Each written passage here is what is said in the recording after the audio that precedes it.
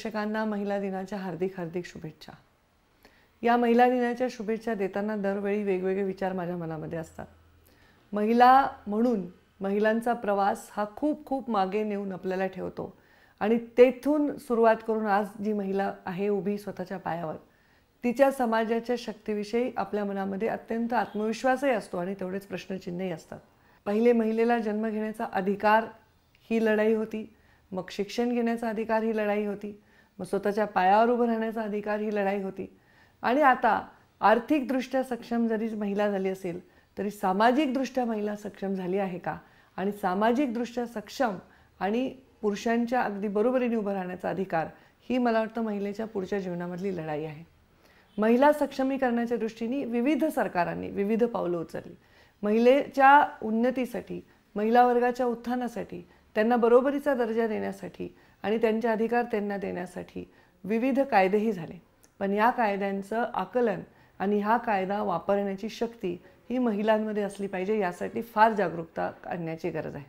महिला दिनाच्या निमित्ताने मी समस्त महिला वर्गांना एकच आवाहन करते की आपण स्वतः महिला म्हणून जन्म घेतल्यानंतर सर्वप्रथम आपण दुसऱ्या महिलेचा आदर करण्याची आवश्यकता आहे। आपण दुसऱ्या महिलेला ताकद देण्याची आवश्यकता आहे आणि आत्ताच्या सामाजिक बदलत्या परिस्थितीमध्ये महिलेचा सन्मान हा जेवढा पूर्वी व्हायचा तेवढा होतो का, हा आपल्याला एक प्रश्न आहे।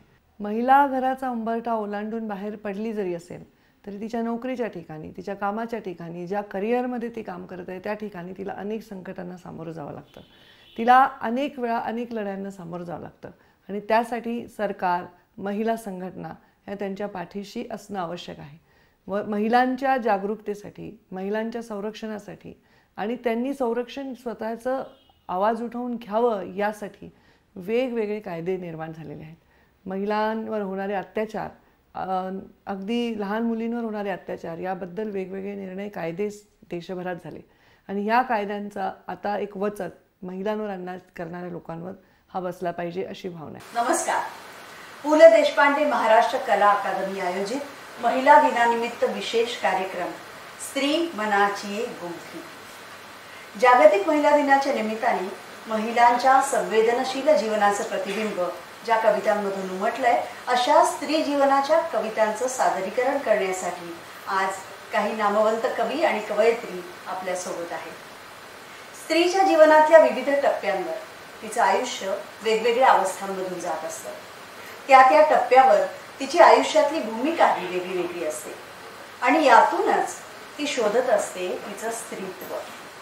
प्रत्येक नात्याचा बंध उलगडताना कधी तिला ती सापडते तर कधी ती त्या नात्यामध्ये हरवून सुद्धा जाते। कोणत्याही स्त्रीच्या जगण्याचा ठाव घेणाऱ्या, वास्तवातल्या स्त्रीच्या जाणीवा समृद्ध करणाऱ्या आणि त्याचबरोबर तिच्यावर होणाऱ्या अन्याय, अत्याचारालाही वाचा फोडणाऱ्या अशा काही कविता आज या कार्यक्रमात आपल्याला ऐकायला मिळणार आहेत। या सगळ्या स्त्रीला माणूस म्हणून जगण्याचा अधिकार मिळावा आणि कोणत्याही प्रसंगी स्त्रीला समाजाचा आधार मिळावा या खरं तर किमान अपेक्षा आहेत। कवयित्री पद्मा गोळे यांची एक कविता आहे। मी एक पक्षीण आकाशवेडी, मी एक पक्षीण आकाशवेडी, दुजांचे मला भान नाही मुळी। डोळ्यात माझ्या असे एक आकाश, श्वासात आकाश प्राणांतळे। अशी झेप घ्यावी असे सूर गावे, घुसावे ढगा माझी बाणांपरी। अशी झेप घ्यावी असे सूर गावे, घुसावे ढगा माझी बाणांपरी। ढगांचे अबोली भुरे केशरी रंग, माखून द्यावेत पंखांवर। या कवितांमधून स्त्री मनाचा ठाव घेण्याचा प्रयत्न आपण आज करणार आहोत आणि त्यासाठी आज आपल्या बरोबर आहेत कवी अशोक नायगावकर, प्रवीण दवणे, इंद्रजीत भालेराव, कवयित्री नीरजा, डॉक्टर प्रज्ञा दया पवार आणि अंजली कुलकर्णी। स्त्री मनाची गुंफीची पहिली गुंफण करतायत प्रवीण दवणे। प्रवीण दवणे हे एक उत्तम लेखक, कवी, गीतकार, पटकथा लेखक, साहित्य क्षेत्रामध्ये गेली अनेक वर्ष त्यांच्या कवितांनी, गीतांनी, त्यांच्या लिखाणांनी रसिकांना आनंद दिला आहे। महाविद्यालयातील प्राध्यापकी पेशातून अनेक विद्यार्थ्यांनाही त्यांनी लेखनाकडे वळवलं। आजपर्यंत प्रवीणजींनी 2000हून अधिक गीतं लिहिली आहेत, जी लता मंगेशकर, साधना सरगम, सुरेश वाडकर, शंकर महादेवन अशा दिग्गज गायकांनी गायलेली आहे.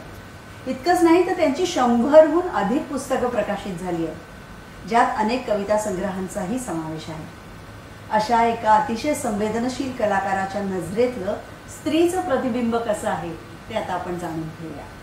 कविवर्य प्रवीण तवणे. नमस्कार. कवितेचं शीर्षक आहे सृजन योगिनी. सृजन योगिनी. पहाटची तू ओली नाती चंदनवंती. पहाटची तू ओली नाती चंदनवंती नवी नवेली. पहाटची तू ओली नाती चंदनवंती नवी नवेली. सकाळची तू लगबग आतुर माझ घराची. सकाळची तू लगबग आतुर माझ घराची. वत्सल बोली पहाटची तू ओली नाती चंदनवंती. दुपारची तू दुपारची तू जरा मोकळी. दुपारची तू जरा मोकळी माहेरीची सय एकांती. दुपारची तू जरा मोकळी माहेरीची सय एकांती. सांज वेळी तू देव्हाऱ्यातील निरांजनीची. सांज वेळी तू देव्हाऱ्यातील निरांजनीची भाव समाधी. देव्हाऱ्यातील निरांजनीची भाव समाधी.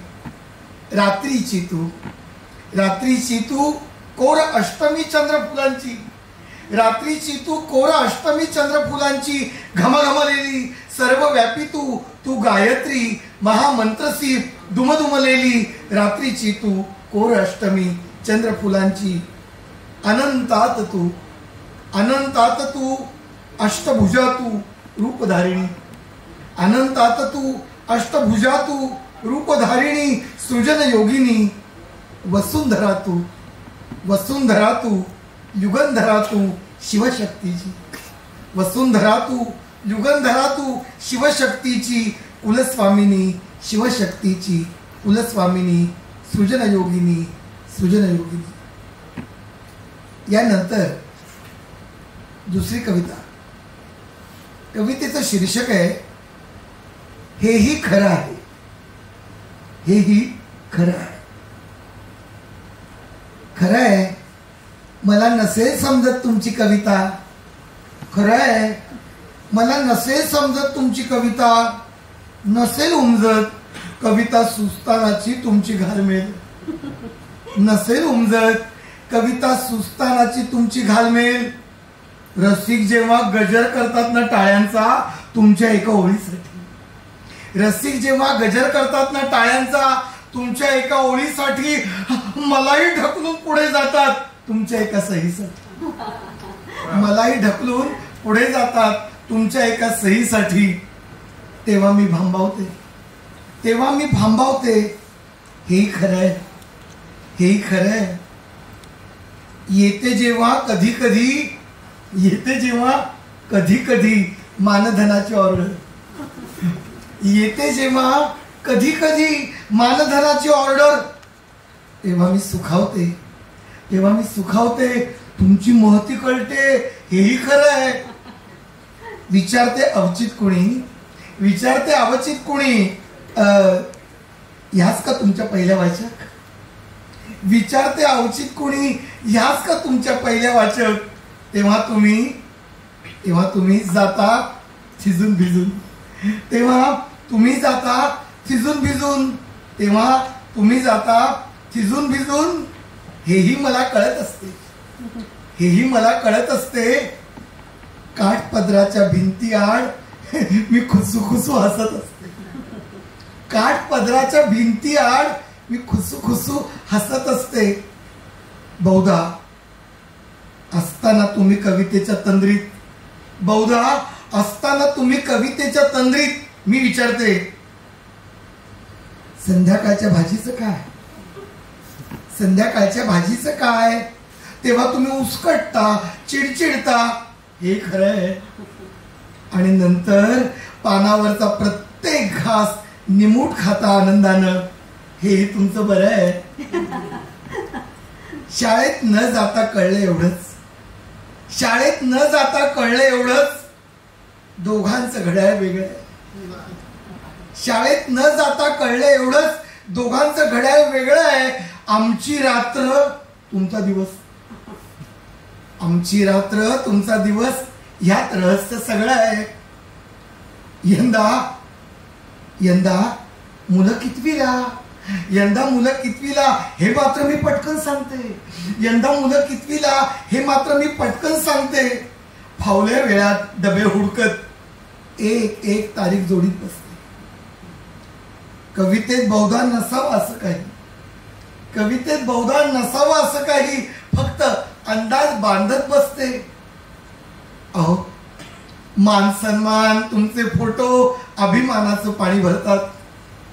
मान सन्मान तुमचे फोटो अभिमानाचं पाणी भरतात. आपला माणूस तिथवर गेला, देव्हाऱ्यात ज्योती लागतात. आपला माणूस तिथवर गेला, देव्हाऱ्यात ज्योती लागतात. तुला त्यातलं कळत नाही, तुला त्यातलं कळत नाही म्हणणं तुमचं खरं आहे. तुला त्यातलं कळत नाही म्हणणं तुमचं खरं आहे. पण योग्य वेळी आणते ना चहा, हे सांगा खोटं आहे. पेन ठेवून चष्म्यावर, पेन ठेवून चष्म्यावर फक्त हसता, पेन ठेवून चष्म्यावर फक्त हसता. हे सुद्धा बरं आहे साहेब, हे सुद्धा खरं आहे साहेब, हे सुद्धा खरं आहे. धन्यवाद. वा वा वा, अप्रतिम. म्हणजे एखाद्या कवीच्या पत्नीला त्याच्याबद्दल काय वाटत असेल याचं अगदी सुंदर वर्णन या कवितेतनं केलं. अशीच एक आणखी कविता आहे. अशाच एका आणखी कवीची बायको काय म्हणते ते ऐका. काय सांगू तुम्हाला माझे हे कविता करतात, काय सांगू तुम्हाला माझे हे कविता करतात. कधी चांदण्यांना तर कधी चंद्रालाच खेचून आणतात. काय सांगू तुम्हाला माझे हे कविता करतात, कधी चांदण्यांना तर कधी चंद्रालाच खेचून आणतात. मी बाई गृहिणी, मला काय त्या चंद्राचं, मी बाई गृहिणी, मला काय त्या चंद्राचं. डाग पडलेल्या तांब्याबरोबर त्याला देखील घासायचं. काय सांगू तुम्हाला माझे हे कविता करतात, काय सांगू तुम्हाला माझे हे कविता करतात. आभाळ दाटून आलं ना की कसे कावरे बावरे होतात. मी बाई गृहिणी, मला काय ते आभाळाचं, मी बाई गृहिणी, मला काय ते आभाळाचं. वाळवण आवरून आणायला गच्चीवरती पळायचं. काय सांगू तुम्हाला माझे हे कविता करतात. पहिल्या पावसात यांना नवनिर्मितीचे डोहाळे लागतात. मी बाई गृहिणी, मला काय त्या डोहाळ्यांचं. चहा करून झाल्यावर भजन नाही तळायचं. काय सांगू तुम्हाला माझे हे कविता करतात. चंद्र, पाऊस, प्रेमानंतर मलाच त्यांच्या कवितेत गुंततात. काय सांगू तुम्हाला माझे हे कविता करतात. किती करतेस माझ्यासाठी, हे सुद्धा कवितेतूनच म्हणतात. मी बाई गृहिणी, मला काय त्या कवितेचं. प्रेमाच्या या 2 शब्दावरतीच आयुष्य ओवाळून टाकायचं. आज आपल्याबरोबर आलेल्या एक अतिशय नामवंत कवयित्री आहेत नीरजा. महाविद्यालयीन काळापासूनच आपली लेखनाची आवड जोपासत ज्यांनी आज कवयित्री आणि लेखिका म्हणून मराठी साहित्य क्षेत्रात स्वतःची वेगळी ओळख निर्माण केली आहे, अशा कवयित्री नीरजा. 60व्या अखिल भारतीय मराठी साहित्य संमेलनाच्या व्यासपीठावरून खऱ्या अर्थाने सुरू झालेला हा साहित्य प्रवास आजही अविरत सुरू आहे. त्यांच्या एकूणच लिखाणातून आधुनिक जीवन जाणीवा अत्यंत उत्तम रीतीने व्यक्त होतात. स्त्री जाणीवांचं अचूक चित्रण त्यांनी आपल्या कवितांमधून केलं आहे. सकाळ सप्तरंगमधील मी कात टाकली हे त्यांचं सदर खूप लोकप्रिय झालं. आज स्त्रीचं कोणतं रूप ते आपल्यासमोर सादर करतायत पाहूया. कवयित्री नीरजा. नमस्कार. स्त्रिया ज्या नवऱ्याच्या कवितेवर प्रेम करतात, एक पारंपरिक जगणं जगतात आणि त्याच वेळेला त्यांना आकाशातही उडायचं असतं, अशा ज्या बायका आहेत त्यांचं चित्रण ह्या कवितेत आहे. दोन्हीकडे घुटमळणाऱ्या थोड्याशा बाया बाहेर पडल्या, कवितेचं नाव आहे बाया बाहेर पडल्या. त्या साऱ्या जमलेल्या निष्ठेनं आतून उमलून आलेल्या फुलागत प्रसन्न. मुक्त चिवचिवाट ऐकत वाटत वारं प्यायलेल्या वासरासारख्या उधळलेल्या मनातल्या मनात. आपला आवाज पोहोचावा साऱ्या असं म्हणतात आणि उमटावा नवा स्वर म्हणून उत्सुक दळत राहिल्या तेच ते दळण. वेदनेचा स्वर उलगडत पानापानांवर अधोरेखित केलं त्याने आपलं नाव. आयुष्याच्या नव्या वळणावर भेटलेला हात हातात घेऊन निघताना माग न पाहता व्हावा प्रवास म्हणून करत राहिल्या प्रार्थना रात्रंदिवस. आणि परतल्या पुन्हा त्याच वळणावर. जुन्या सामानाबरोबर आलेले अगणित अक्षरांचे आश्वासक थवे आजकाल बसलेले घराच्या वळचणीला त्यांची अधूनमधून होणारी डोळाभेट थेट जोडून देते आकाशातल्या उगवलेल्या नव्या ताऱ्याशी. तारा लुकलुकत राहतो खिडकीच्या अंधाऱ्या तुकड्यावर. तेव्हा त्या उतरवून घेतात त्याला अलगत हातावर. हातांची ओंजळ उजळत चालली आहे हळूहळू. आता कदाचित सारं घर उजळून येईल. त्या वाट पाहत राहतात निष्ठेनं त्याचीही.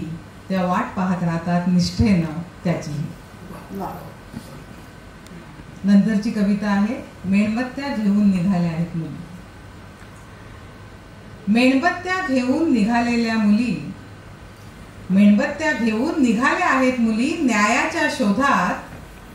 सर्जनाचे सारे स्त्रोत आटून जात आहेत आतल्या आत गर्भाशयावर पडणाऱ्या अवकाळी थापेच्या आवाजानं. सर्जनाचे सारे स्त्रोत आटून जात आहेत आतल्या आत गर्भाशयावर पडणाऱ्या अवकाळी थापेच्या आवाजानं. कधी छिन्न विछिन्न होईल ते या काळजीनं धास्तावलेल्या मुली ओढून घेत आहेत आपलं गर्भाशय खोल काळजात आणि ठेवू पाहता आहेत जपून केवळ स्वतःसाठी. मुलींना आता वाटत तर नाही ना करावीशी बंद दारं गर्भाशयाची. मुलींना आता वाटत तर नाही ना करावीशी दारं बंद गर्भाशयाची. किंवा असंही वाटू शकेल त्यांना असू नये लिंग फाळासारखं रुतणारं जमिनीत आपल्या आत वाढणाऱ्या गर्भाचं. किंवा असंही वाटू शकेल त्यांना असू नये लिंग फाळासारखं रुतणारं जमिनीत आपल्या आत वाढणाऱ्या गर्भाचं. असावी निर्विणारी योनी केवळ. गर्भाशय उखडून टाकणाऱ्या हातांचं भय वाढत गेलं मुलींच्या मनात तर मुलीच संपून टाकतील निर्मितीच्या साऱ्या शक्यता. गर्भाशय उखडून टाकणाऱ्या हातांचं भय वाढत गेलं मुलींच्या मनात तर मुलीच संपून टाकतील निर्मितीच्या साऱ्या शक्यता. मुलींना आता सांगाव्या लागतील गोष्टी पुरुषातही लपलेल्या अपार मायेविषयीच्या. मुलींना आता सांगाव्या लागतील गोष्टी पुरुषातही लपलेल्या अपार मायेविषयीच्या. स्त्री आणि पुरुषात उमलून येणाऱ्या अलवार नात्याविषयीच्या त्यांच्यातील संवादाच्या. मुलींच्या हातातल्या फडफडणाऱ्या मेणबत्ती भोवती आता मुलांना धरावा लागेल हात.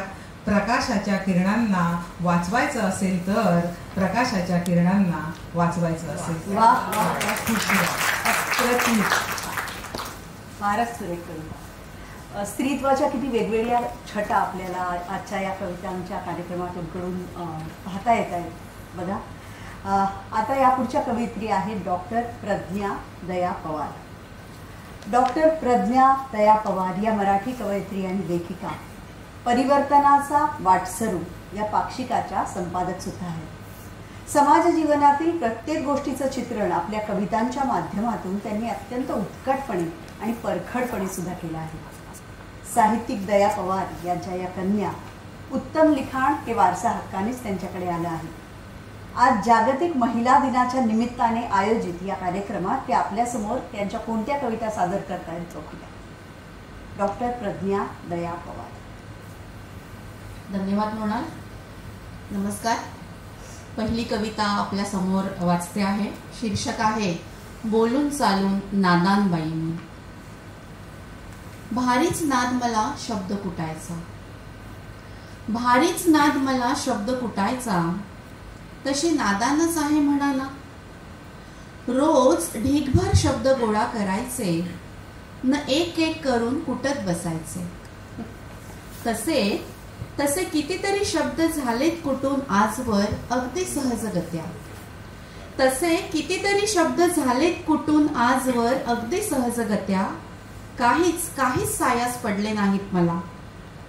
मग मी संज्ञा परिभाषा कुठल्या दळदार मिरची पावडरी सारख्या. मग मी संज्ञा परिभाषा कुठल्या दळदार मिरची पावडरी सारख्या अगदी प्रतीक प्रतिमा रूपकही सुटली नाहीत माझ्या खलबत्त्यातून. एखादा दाणा खौट निघावा भुईमुगाचा, एखादा दाणा खौट निघावा भुईमुगाचा, न तिखट जाळ चटणीचा ढंग बिघडावा.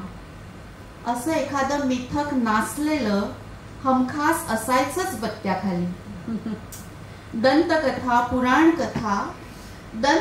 पुराण कथा यांना कितीही कोरड्या हवेत ठेवलं तरी अळ्या वळवळताना दिसायच्या कुठल्यानंतर 2च दिवसात.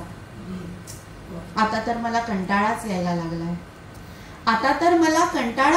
लागलाय. अडेच ना कुठलाही शब्द, ना कुठला चकवा, ना कसली झिंग, ना कुठला चकवा, ना कसली झिंग, ना आनंदाचा डोह, ना आनंद तरंग. शेवटी नादच सोडलाय मी असल्या अपौरुषेय भाषेचा. शेवटी नादच सोडला मी असल्या अपौरुषेय भाषेचा. बोलून चालून नादान बाई मी अनघड आडग्या चालीची वहिवाट बिकट वाटेन करणारी. म्हटलं आता जरा आडवा पट घेऊ भाषेचा. सुरुवात केली स्वतःच्याच नावापासून. प्रज्ञा, दुसरा शब्द करुणा, तिसरा समता, चौथा, 5वा, 10वा, 100वा, मग 1000. बत्ता नुसताच खालीवर. एकही शब्द फुटत नाहीये अजून. रग लागलीये हाताला, नसा टरारून आल्यात दंडाच्या. सुजून काळी निळी झालीत माझी बोट, तरीही मी कुठतेच आहे दिवसन रात्र. उरी फुटते अवघी ताकद गोळा करतेय. माझ्या दुखऱ्या मलूल डोळ्यात आता उतरू लागलाय माझा प्राण. शब्दांच्या फोलपटांना भेदून शमवू शकेन का मी कधी माझी भाषेची तहान अनिवार्य. शमवू शकेन का मी कधी माझी भाषेची तहान अनिवार्य. यानंतरची कविता आहे 8 मार्च. 8 मार्च प्रित्यर्थच आपण सगळेजण एकत्र आलेलो आहोत. कवितेचं शीर्षक 8 मार्च. 8 मार्चच कशाला, अहो 8 मार्चच कशाला, आता प्रत्येकच दिवस आमचा असतो. असा करावा का शेवट सदरहू कवितेचा. उदारी करण्याच्या या तिठ्यावरून आणि अधूनमधून पेराव्यात ओळी जालिम उपरोधाच्या विद्रोही. लिहावेत तपशील हिंसेचे भयाचे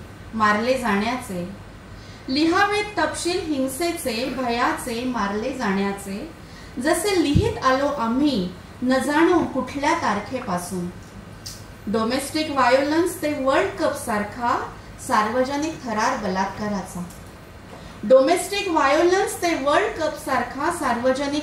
बलात्काराचा.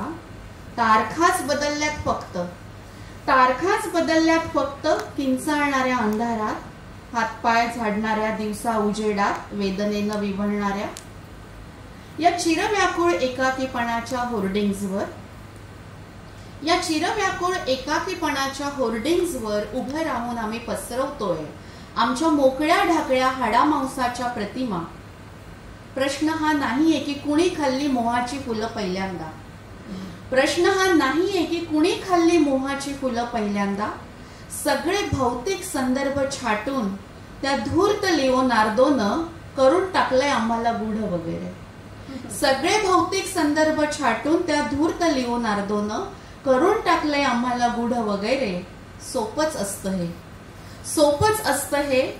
एकतर मोनालिसात रूपांतरण करणं, एकतर मोनालिसात रूपांतरण करणं, नाहीतर बाजारपेठेच्या मुक्त वाऱ्यावर पाशवी रक्तानं भिजलेली आमची अंतर्वस्त्र निर्ममपणे सुकायला टाकणं. आम्ही फोडतोय अजूनही तीच गुहा, आम्ही फोडतोय अजूनही तीच गुहा. तीक्ष्ण धारदार हत्यारांनी तू घुमव तुझा आवाज, तू घुमव तुझा आवाज. शेवटच्या धापा टाकणाऱ्या या लोकल रणधुमाळीत, तू घुमव तुझा आवाज. शेवटच्या धापा टाकणाऱ्या या लोकल रणधुमाळीत. राहिला मुद्दा 8 मार्चचा, राहिला मुद्दा 8 मार्चचा. जिवंत धडधडीचा गुहा फोडण्याचा, पुन्हा पुन्हा जिवंत धडधडीचा गुहा फोडण्याचा, पुन्हा पुन्हा. अगदी खरं आहे. 8 मार्च हा दिवस, एकच दिवस, हा एकच दिवस महिलांसाठी का? वर्षाचे 365ही दिवस महिलांचा सन्मान हा राखला गेलाच पाहिजे आणि महिलांनीही स्वतःचा विचार केला पाहिजे. म्हणूनच कवयित्री आणि लेखिका रोहिणी निनावे म्हणते, रोज एक नेम कर, रोज एक नेम कर, स्वतःवर प्रेम कर. आरशात बघून स्वतःला म्हण, तुझ्यासारखी नाही कुणी. आरशात बघून स्वतःला म्हण, तुझ्यासारखी नाही कुणी. सावळी स्थूल असोवा ठेंगणी, तू सुंदर तू देखणी. लाजायचं नाही देहाला, लाजायचं नाही देहाला. मनाशी हे ठाम कर, रोज एक नेम कर, स्वतः प्रेम कर. कशी जगतेस, कशी वागतेस, केवढी हसतेस, कशी दिसतेस. म्हणतील शोभत नाही तुला, या वयात केवढी नटतेस. जे जे केलं नाहीस आजवर, जे जे केलं नाहीस आजवर, ते ते सारं मुद्दाम कर. रोज एक नेम कर, स्वतःवर प्रेम कर.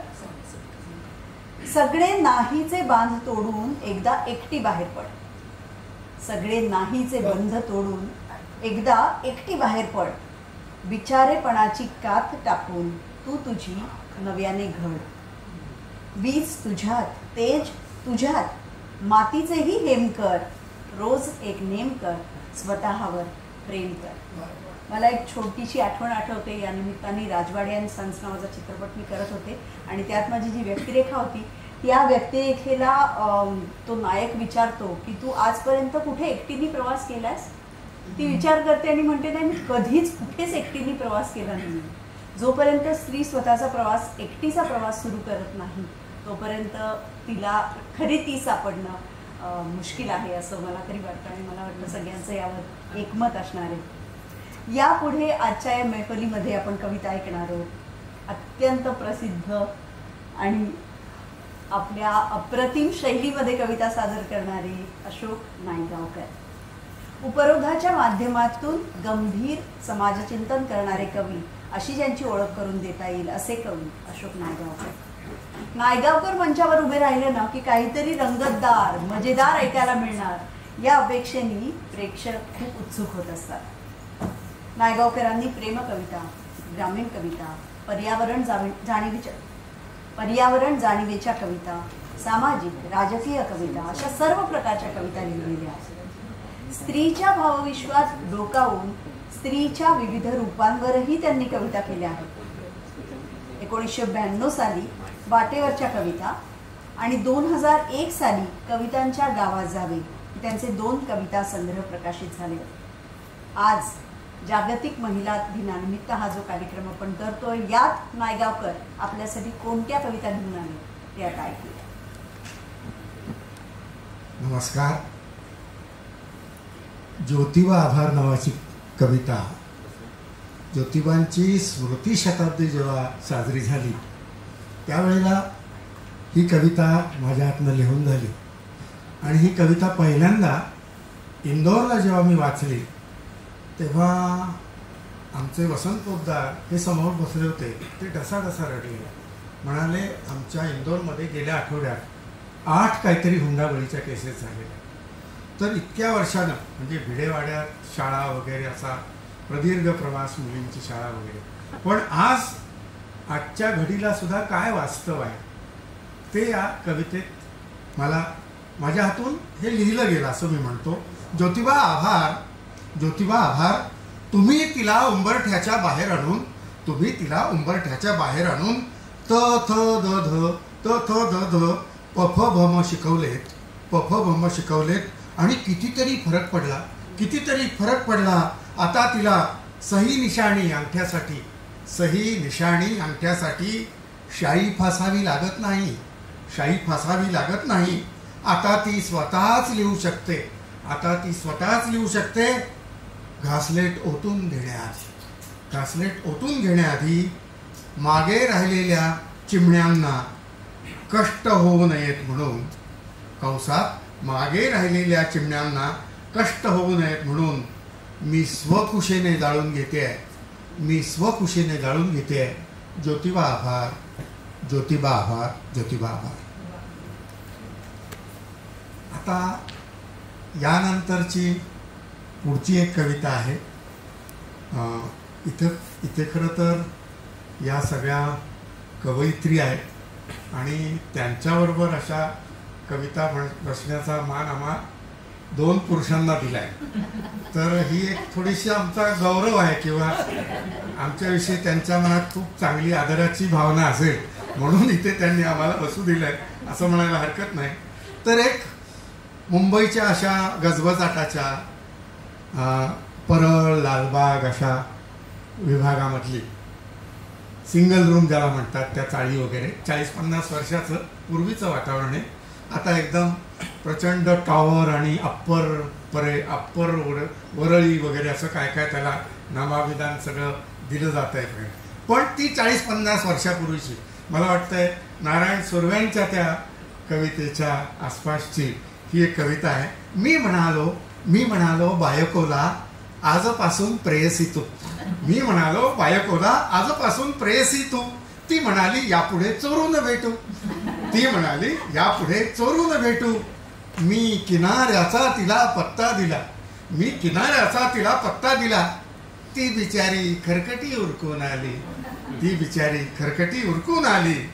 मी तिला फेसाळ लाटा दाविल्या. ती म्हणाली दूध हे जाते होतो. ती म्हणाली 8 वर्षे जुनी. मी म्हणालो काळ सारा गोठला. रूम मित्राने दिली एकांत रात्री. ती म्हणाली राहिली पोरे उपाशी. परतलो मग शेवटी आपल्या घराला. ती म्हणाली कोणती भाजी डब्याला. आणि आणखीन एक कविता आहे महिलांचं 50-60 वर्षापूर्वीच म्हणजे तालुक्याचं गाव वगैरे. गीताशा चूल आणि वैल किंवा ते त्याच्यावर कोटेर नावाचा एक प्रकार होता आणि सगळं असा एक जुना काळ गावाकडचा. ते कुठे कोकणात असेल अजून कदाचित, पण आता ते सगळं बदलत गेलं. मग स्टोव्ह आले, मग आता गॅस आले, पुन्हा आता तर काय महानगर गॅस वगैरे सगळंच बदलत गेलं. तर त्याची तेव्हा आणि आता ही कविता. चुलीशी फू फू फुंकणी फुंकत बाईचा दमसास पणाला लागायचा आणि घरभर हळूहळू धूर दरवळत आढ्याशी गिळगत झरोक्यातून वर विरत जायचा. विस्तव आपल्या तंद्रीत राखे आड डोळ्यांची उघडझाप करत. तो विस्तव असतो तो एका याच्यात राहत नाही. तसा मोठा होतो, लहान होतो. असा डोळ्यांची उघडझाप करत घासून चकचकीत सगळी वाद्य सज्ज अवतीभोवती ही तिची सनातन बैठक. वारसा घराण्याचा रोजचाच रियाज. घराचा षड्ज लागायचा सकाळी घराचा षड्ज लागायचा सकाळी सकाळी. प्रकाश पारोसा कवला अडून डोकवत राहायचा. प्रकाश पारोसा कवला अडून डोकवत राहायचा. तिच्या अवनत चेहऱ्यावर केशरी उजेड फिरत राहायचा.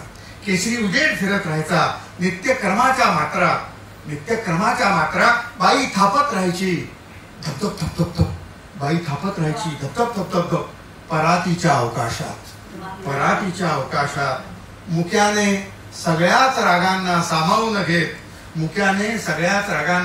सामावून घेत ही विलंबित धून विसावायची घरादाराच्या पोटात. आणि सकाळची मैफल आटपता तिला वेध लागायचे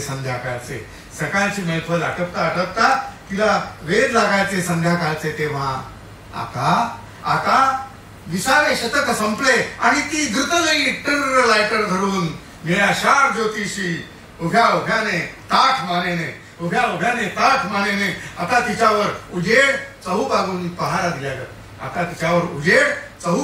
पहारा दिल्यागत ती क्षणभर शांत तिसऱ्या शिट्टी सरशी पुन्हा लगबगीत धवपळीत गडबडीत. आता तिची कॅसेट सीडी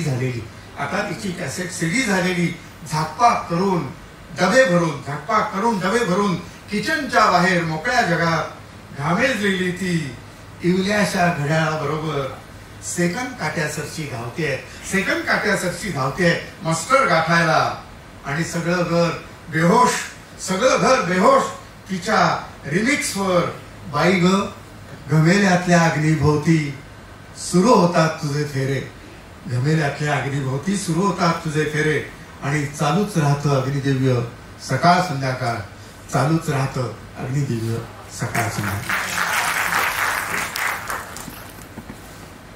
या पुढच्या आजच्या या संमेलनातल्या कवयित्री आहेत अंजली कुलकर्णी. मराठीतल्या एक उत्तम लेखिका आणि कवयित्री अंजली कुलकर्णी. आजवर वेगवेगळ्या विषयांवर त्यांनी उत्तम लिखाण केलेलं आहे. बदलत गेलेली सही, संबद्ध हे त्यांचे कविता संग्रह गाजले. तर रात्र, दुःख आणि कविता, रंग मजेचे, रंग उद्याचे या कविता देखील खूप लोकप्रिय झाल्या. आपल्या लेखणीतून कायमच परखडपणे आपली मतं त्यांनी मांडलेली आहेत. आज त्या कोणत्या कविता सादर करणार आहेत हे जाणून घ्यायला तुमच्या इतकीच मी सुद्धा उत्सुक आहे.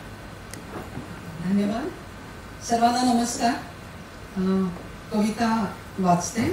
शीर्षक आहे कित्येक वेळा. तू पुरुष आहेस आणि मी स्त्री, कबूल आहे. पण कित्येक वेळा आपण स्त्री नसतो की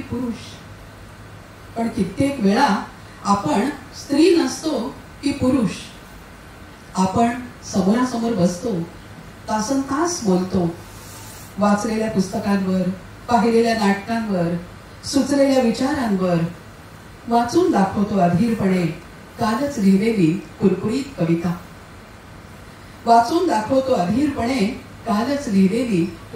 कविता.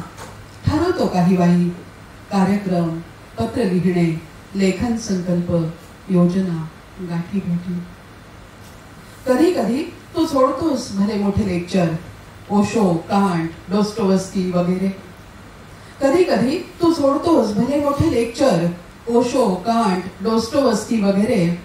जपून ठेवतोस कुठे कुठे वाचलेलं काही मला द्यायला. मी कवितेकडे लक्ष देत नाही म्हणून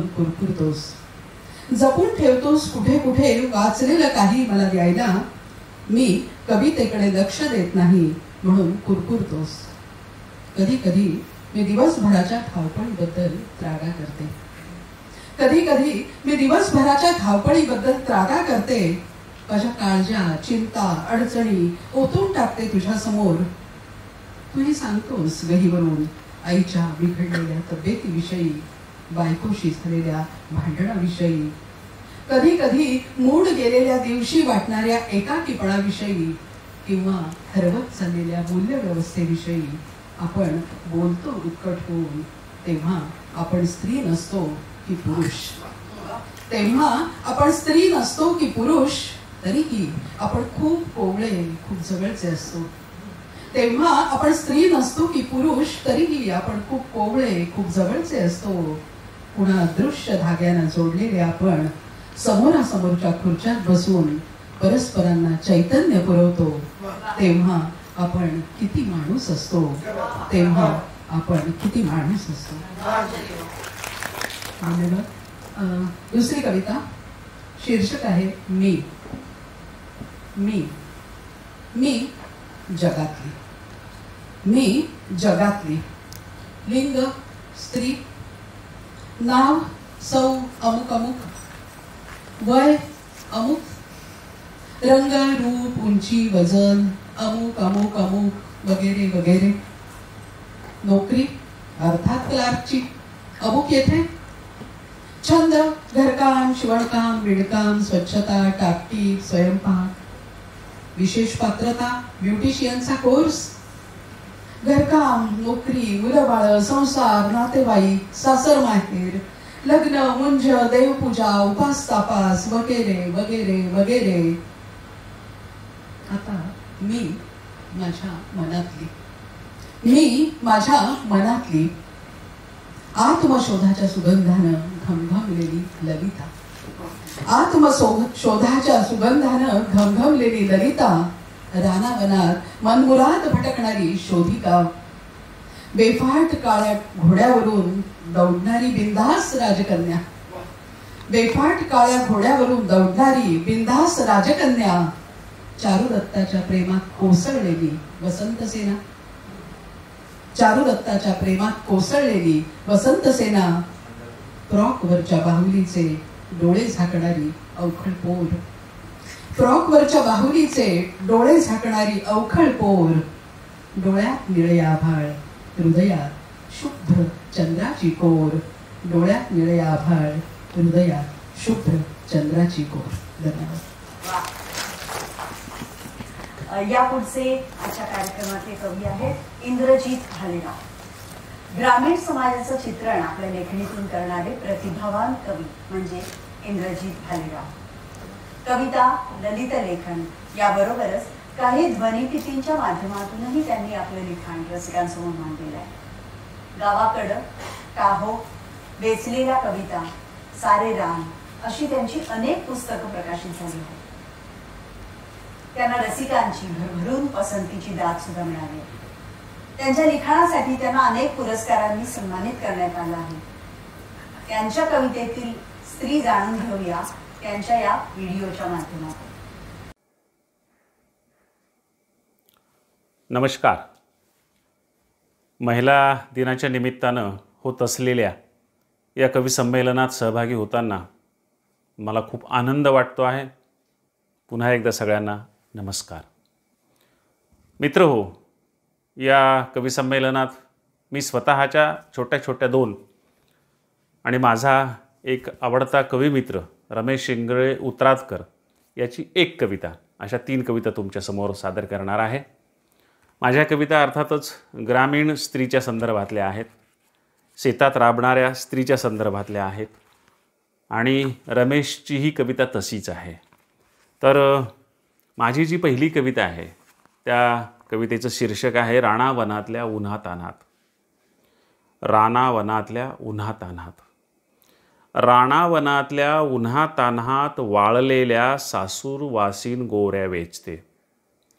रानावनातल्या उन्हातान्हात वाळलेल्या सासूरवासीन गोऱ्या वेचते. आपल्या फाटक्या जिनगानीचा पदर एकदाचा खच्चून कमरेला खोचते. रानातल्या उन्हातान्हात वाळलेल्या सासूरवासीन गोऱ्या वेचते. आपल्या फाटक्या जिनगानीचा पदर एकदाचा खच्चून कमरेला खोचते. काट्याकुट्यातून ढेकळा धसकटातून ती फिरत असते रानोमाळ.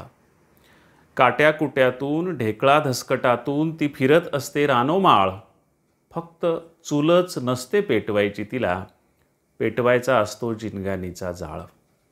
फक्त चुलच नसते पेटवायची तिला, पेटवायचा असतो जिनगानीचा जाळ. सत्व राखून आणि दुःख चाखूनही, सत्व राखून आणि दुःख चाखूनही तिला होता येत नाही सीता सावित्री. सत्व राखून आणि दुःख चाखूनही तिला होता येत नाही सीता सावित्री. तिचं दुःख तिलाच गिळावं लागतं, तिच्यासाठी दुभंगत नाही धरित्री. तिचं दुःख तिलाच गिळावं लागतं, तिच्यासाठी दुभंगत नाही धरित्री. आणि दुसरी जी कविता आहे माझी, त्या कवितेचं नाव आहे अडवलेली बाई सोडवताना. एका दलित कुटुंबात जन्माला आलेली पण सर्व जातीच्या महिलांची बाळंतपण करणारी ग्रामीण भागातली जुन्या वळणाची दाई आणि बदललेलं नवयुग असा संदर्भ असलेली ही कविता आहे. अडवलेली बाई सोडवताना. अडवलेली बाई सोडवताना तू किती अवघडायचीस. अडवलेली बाई सोडवताना तू किती अवघडायचीस. काही झालंच बरं वाईट तर आधी तूच रडायचीस. काही झालंच बरं वाईट तर आधी तूच रडायचीस. ब्रह्मदेवाचा हात सोडलेला जीव तुझाच हात धरून पृथ्वीवर यायचा. ब्रह्मदेवाचा हात सोडलेला जीव तुझाच हात धरून पृथ्वीवर यायचा. हाच जीव मोठा झाला की दुरून पाणी ओढताना तुझा जीव खोंग्यानं पाणी प्यायचा. हाच जीव मोठा झाला की दुरून पाणी वाढताना तुझा जीव खोंग्यानं पाणी प्यायचा. अंग भरून पदर घेणारी तू भीम जयंतीला कपाळभर कुंकू आणि तोंड भरून बाबाचं नाव पाहून. अंग भरून पदर घेणारी तू भीम जयंतीला कपाळभर निळं कुंकू आणि तोंड भरून बाबाचं नाव पाहून गावानं तुला जागोजाग अडवलं. गावानं तुला जागोजाग अडवलं तरी त्यांच्या घरी जाऊन तू त्यांच्या अडवलेल्या लेकीबाळींना सोडवलं. अंगभर परून पदर घेणारी तू भीम जयंतीला कपाळभर निळं कुंकू आणि तोंडभर बाबांचं नाव पाहून गावानं तुला जागोजाग अडवलं तरी त्यांच्या घरी जाऊन तू त्यांच्या अडलेल्या लेकीबाळींना सोडवलंस. ते अंगुलीमाल तर तू बुद्ध व्हायचीस. ते अंगुलीमाल तर तू बुद्ध व्हायचीस. टाहो ऐकून लेकीबाळींचा तू सिद्ध व्हायचीस. ते अंगुलीमाल तर तू बुद्ध व्हायचीस. टाहो ऐकून लेकीबाळींचा तू सिद्ध व्हायचीस. चिपाडाच्या चुईटीनं नाळ कापून बाळाचे कान फुकून त्याला सावध करायचीस. चिपाडाच्या चुईटीनं नाळ कापून बाळाचे कान फुकून त्याला सावध करायचीस. अडवलेली बाई सोडवताना तू किती अवघडायचीस. काही झालंच बरं वाईट तर तू आधी रडायचीस. काही झालंच बरं वाईट तर तू आधी रडायचीस. मित्र हो, तिसरी जी कविता आहे जी मी इतर कवींची म्हणणार आहे, तो माझा कविमित्र रमेश इंगळे उत्तरादकर या माझ्या मित्राची ती कविता आहे. मातीचे पाय या त्याच्या संग्रहातली ती कविता आहे. अतिशय चांगला आणि मला खूप आवडलेला असा हा कविता संग्रह आहे. या कविता संग्रहातली हे माझे आई नावाची खूपच सुंदर अशी ती कविता आहे. रमेश इंगळे उत्तरादकर हे बुलढाण्याचे आहेत. याआधी त्यांचा दाखलखारीज हा कविता संग्रह 1901 साली प्रकाशित झाला होता. त्यांच्या 2 कादंबऱ्या प्रकाशित आहेत आणि फार प्रसिद्ध आहेत. निशानी डावा अंगठा ही 2005 साली प्रकाशित झालेली कादंबरी. तिच्यावर चित्रपट निघाला, त्याला अनेक पुरस्कार मिळाले. दुसरी त्यांची सर्व प्रश्न अनिवार्य ही कादंबरी. या दोन्ही शिक्षण व्यवस्थेतल्या कादंबऱ्या, कारण मुळामध्ये रमेश इंगळे उत्तरादकर हे एका ग्रामीण भागामध्ये शिक्षक आहेत. या दोनही कादंबऱ्या अत्यंत लोकप्रिय आहेत. पण मला कादंबरीकार रमेश इंगळे उत्तरादकरांपेक्षा सुद्धा कवी रमेश इंगळे उत्तरादकर जास्त मोठा वाटतो, जास्त आवडतो. त्यांची एक कविता हे माझे आई. कविता अशी आहे. भासेचा, आसेचा, निरासेचा, माणसांचा, कणसांचा, जिन्नसांचा. भासेचा, आसेचा, निरासेचा, माणसांचा, कणसांचा, जिन्नसांचा हा प्राणांतिक गुंता नसलेलं लिबलिब टाळूचं विलक्षण हलकं माझं डोकं परत हवंय मला. भासेचा, आसेचा, निरासेचा, माणसांचा, कणसांचा, जिन्नसांचा हा प्राणांतिक गुंता नसलेलं लिबलिब टाळूचं विलक्षण हलकं माझं डोकं परत हवंय मला.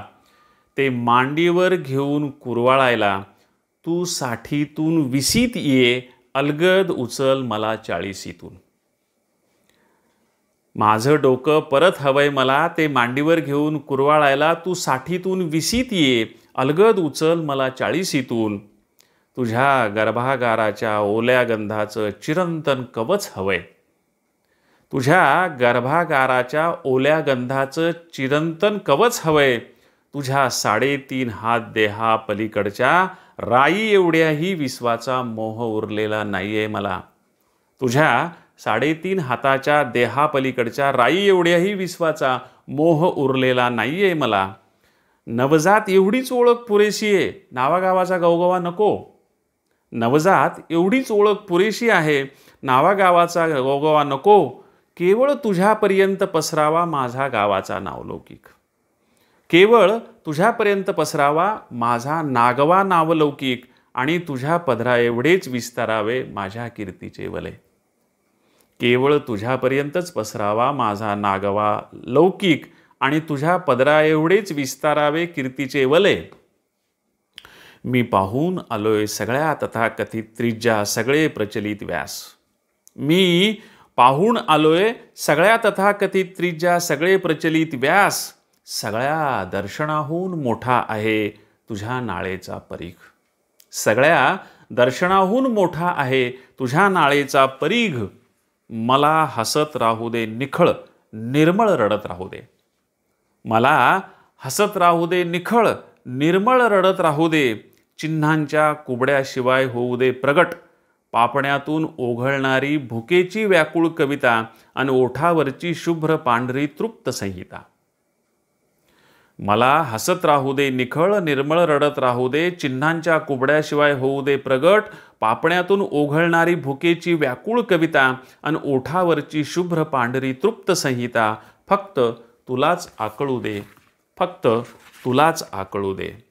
12 खडीचा पट्टा गळ्यात बांधून बांधू नकोस मला भाषेच्या दावणीला. 12 खडीचा पट्टा गळ्यात बांधून बांधू नकोस मला भाषेच्या दावणीला.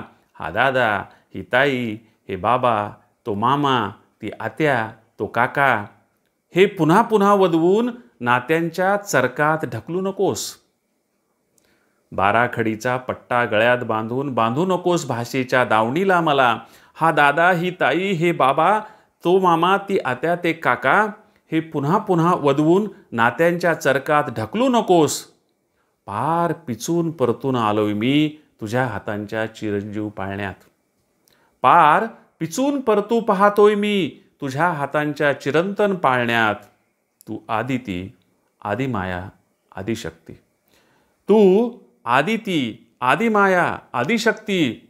आदिकारण आहेस तू या सृष्टीचं. या संस्कृतीच्या मुखपृष्ठावर तुझ्या पावलांचे अविच्छिन्न ठसे आहेत. तू आदिती, आदिमाया, आदिशक्ती, आदिकारण आहेस तू या सृष्टीचं. या संस्कृतीच्या मुखपृष्ठावर तुझ्या पावलांचे ठसे आहेत. तुला पहिल्यांदा फुटला पान्हा आणि पहिला अणावर थेंब ओघळून टपकला जिथे, तिथे रोवल्या गेलीये या पृथ्वीची मेढ. तुला पहिल्यांदा फुटला पान्हा आणि पहिला अनावर थेंब ओघळून टपकला जिथे, तिथे रोवल्या गेलीये या पृथ्वीची मेढ. तिथेच घट्ट ऋतून बसली आहेत साऱ्या ध्वजा, साऱ्या पताका आणि साऱ्या तोरणांची आदिमुळे. तिथेच घट्ट ऋतून बसली आहेत सारे ध्वज, साऱ्या पताका आणि साऱ्या तोरणांची आदिमुळे. तुझं आदिसत्व पणाला लावून माझं वय गोठव. तुझं आदिसत्व पणाला लावून माझं वय गोठव. ईश्वराची करुणा नकोस भाकू, ईश्वराची करुणा नकोस भाकू. तुझ्या थोरवी पुढे धाकटा आहे त्याचा प्रपंच. ईश्वराची करुणा नकोस भाकू. तुझ्या थोरवी पुढे धाकटा आहे त्याचा प्रपंच. त्यालाही कळू दे तुझी इयत्ता, त्यालाही कळू दे तुझी इयत्ता. दुधाच्या थेंबाने उलथव काळाची सत्ता. हे माझे आई, मला एका मिनिटानेही वाढायचे नाही. तुझा आदिसत्व पणाला लावून माझं वय गोठव. ईश्वराची करुणा नकोस भाकू. तुझ्या थोरवी पुढे तुझा खूप धाकटा आहे त्याचा प्रपंच. त्यालाही कळू दे तुझी इयत्ता. दुधाच्या थेंबानं उलथव काळाची सत्ता. हे माझे आई, मला एका मिनिटानेही वाढायचे नाही. हे माझे आई, मला एका मिनिटानेही वाढायचे नाही. भासेच्या, आसेच्या, निराशेच्या, प्राणांच्या, कणसांच्या, जिन्नसांच्या हा प्राणातिक गुंता नसलेलं लिबलिब टाळूचं विलक्षण हलकं माझं डोकं परत हवंय मला. ते मांडीवर घेऊन कुरवाळायला. तू 60तून 20 ये, अलगद उचल मला 40तून. तू 60तून 20 ये, अलगद उचल मला 40तून. हे माझे आई, हे माझे आई. आईच्या कविता हे खरं तर आपल्या मराठी वाङ्मयातलं एक स्वतंत्र दालन म्हणावं लागेल. आई या शब्दातच सामावलेली माया, ममता, तिचं वात्सल्य या सगळ्या गोष्टी अनेक कवितांमधून आपल्याला साकारताना दिसतात. कवी फ मु शिंदे यांनी म्हटल्याप्रमाणे आई असतो एक धागा. आई असतो एक धागा, वातीला उजेड दाखवणारी समईतली जागा. आई असते जन्माची शिदोरी. आई असते जन्माची शिदोरी, सरतही नाही आणि उरतही नाही. कवी यशवंतांनी आईचं मन आपल्या कवितेतून व्यक्त केलंय. स्वामी तिन्ही जगाचा आई विना भिकारी या गाजलेल्या कवितेचे कवी यशवंत. काव्य ही एक उपासना आहे अशी त्यांच्या मनाची धारणा होती. आत्मपरता हा त्यांच्या कवितेचा स्थायी भाव होता. आईचं मन त्यांच्या कवितेतून कसं दिसतं ते ऐकूया अशोक नायगावकर यांच्याकडून. नमस्कार. खरं तर महाराष्ट्रामध्ये किंवा मराठी संस्कृतीत गेल्या शतकात कवी संमेलनं रुजवण्यात किंवा ती लोकप्रिय करण्यामध्ये यशवंतांचा फार मोठा वाटा आहे असं मला कविवर्य शंकर वैद्य अनेकदा सांगत असत. तर त्या यशवंतांचं या निमित्तानं स्मरण होते. तर ते हे आईचं मन. नको येऊ आतसये, अशी भरल्या पायांनी उभी रहा जरा दारी, घेई पायावरी पाणी. बघा ग्रामीण जीवनात कसं असतं. आता आपल्याकडे फ्लॅट संस्कृती वगैरे असं पायावर पाणी घेणं वगैरे असं काय नाही. नको जाऊ धस्स दिशी अशी पाण्याजवळी, नको जाऊ धस्स दिशी अशी पाण्याजवळी, जच केलं बाळी जशी फुंकराने दीपकळी, जच केलं बाळी जशी फुंकराने दीपकळी, नको घेऊ गडे अशी धस मुसळेपणाने यावी गुलाब पाकळी, किती नाजूक हाताने, नको सोडू भंडावून मुके सारखे घेऊन. ते गावाकडे अजूनही लहान मुलावर ज्या पद्धतीनं प्रेम करतात ना, ते खरोखर आपल्या आता शहरी जीवनात आता त्या करोनाच्या काळात आणखीनच हे झालंय. पण नको सोडू भंडावून मुके सारखे घेऊन, खदा खिदळून बाळी होईल हैराण. नको करू अगं बाई फेकीचा हा खेळ, तुला काय दांड्या गेला येई सांगू नका वेळ, नको कशाला इतुकी, लेणी हवा थाटमाट, कोर साधीच खुलते लाव तरी गालबोट, अशा कातर वेळेला नको बाहेर नेऊस, दृष्ट लागेल फुलांचा कोमेजेल माझा घोस. तसं नव्हे ग रागावू नको बोलले म्हणून, परी राहे ना आईचा जीव बोलल्या वाचून, मिळाला ग आहेर का छान शकून जाहला, कळो येईल आईचे मन पुढच्या वर्षाला. यानंतर पुन्हा आई आणि मन, तर ही अनुराधा पोतदारांची कविता आहे. तर इथं खरोखर अनुराधा पोतदारांच्या विषयी म्हणावं असं वाटतं की हे केवढं मोठं घराणं आहे. म्हणजे महाराष्ट्रातलं दुर्मिळ असं साहित्यातलं घराणं आहे. दत्तात्रय कोंडो घाटे कवी दत्त, मग विद घाटे दिवस असे होते, किंवा सगळं ललित विलक्षण प्रासादिक ललित असं लेखन. त्यानंतर अनुराधा पोतदार आणि नंतरच्या पिढीत प्रियदर्शन आणि यशोधरा. असं खरं इथं सुद्धा आता मी घराण्याचा थोडा उल्लेख केला.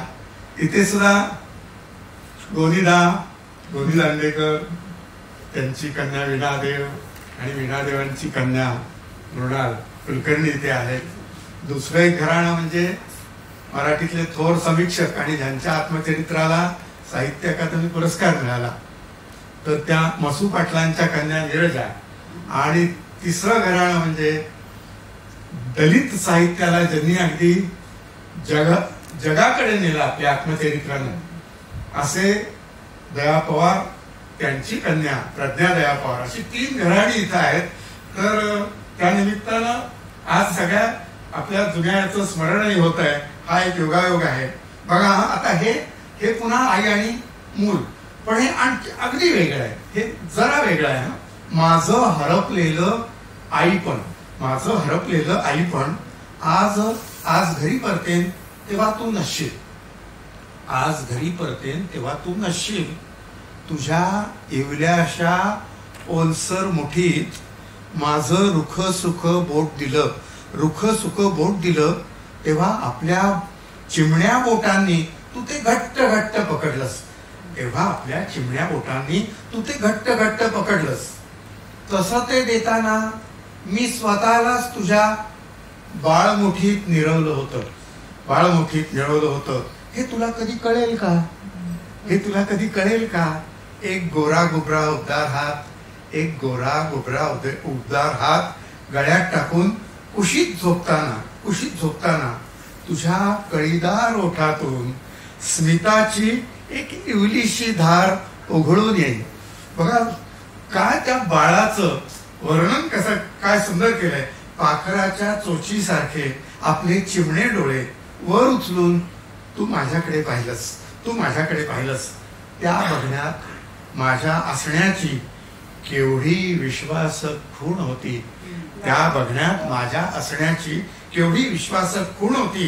माझं हरपलेलं आई पण त्या डोळ्यातच मला पुन्हा गवसलं होतं, मला पुन्हा गवसलं होतं. हे तुला कधी कळेल का? हे तुला कधी कळेल का? आणि आणखीन एक जुन्या कवींचं स्मरण, पण आतापर्यंत अलीकडेपर्यंत आपल्या होत्या वासंती मजुमदार, म्हणजे नदी काठी, हे त्यांचं एक ललित लेखनाचं पुस्तक, सहेलारे आणि सनेही.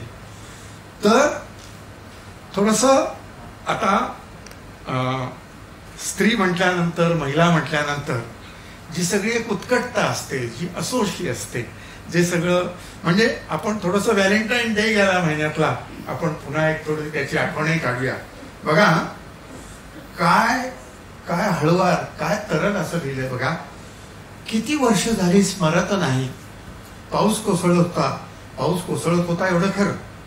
झड थांबण्याची वाट बघत तुला उभा पाहिला आणि अपुऱ्या छत्रीतून घेऊन आले तेव्हा तुला कोरडा राखण्याच्या नादात मी मात्र पुरती भिजून गेले.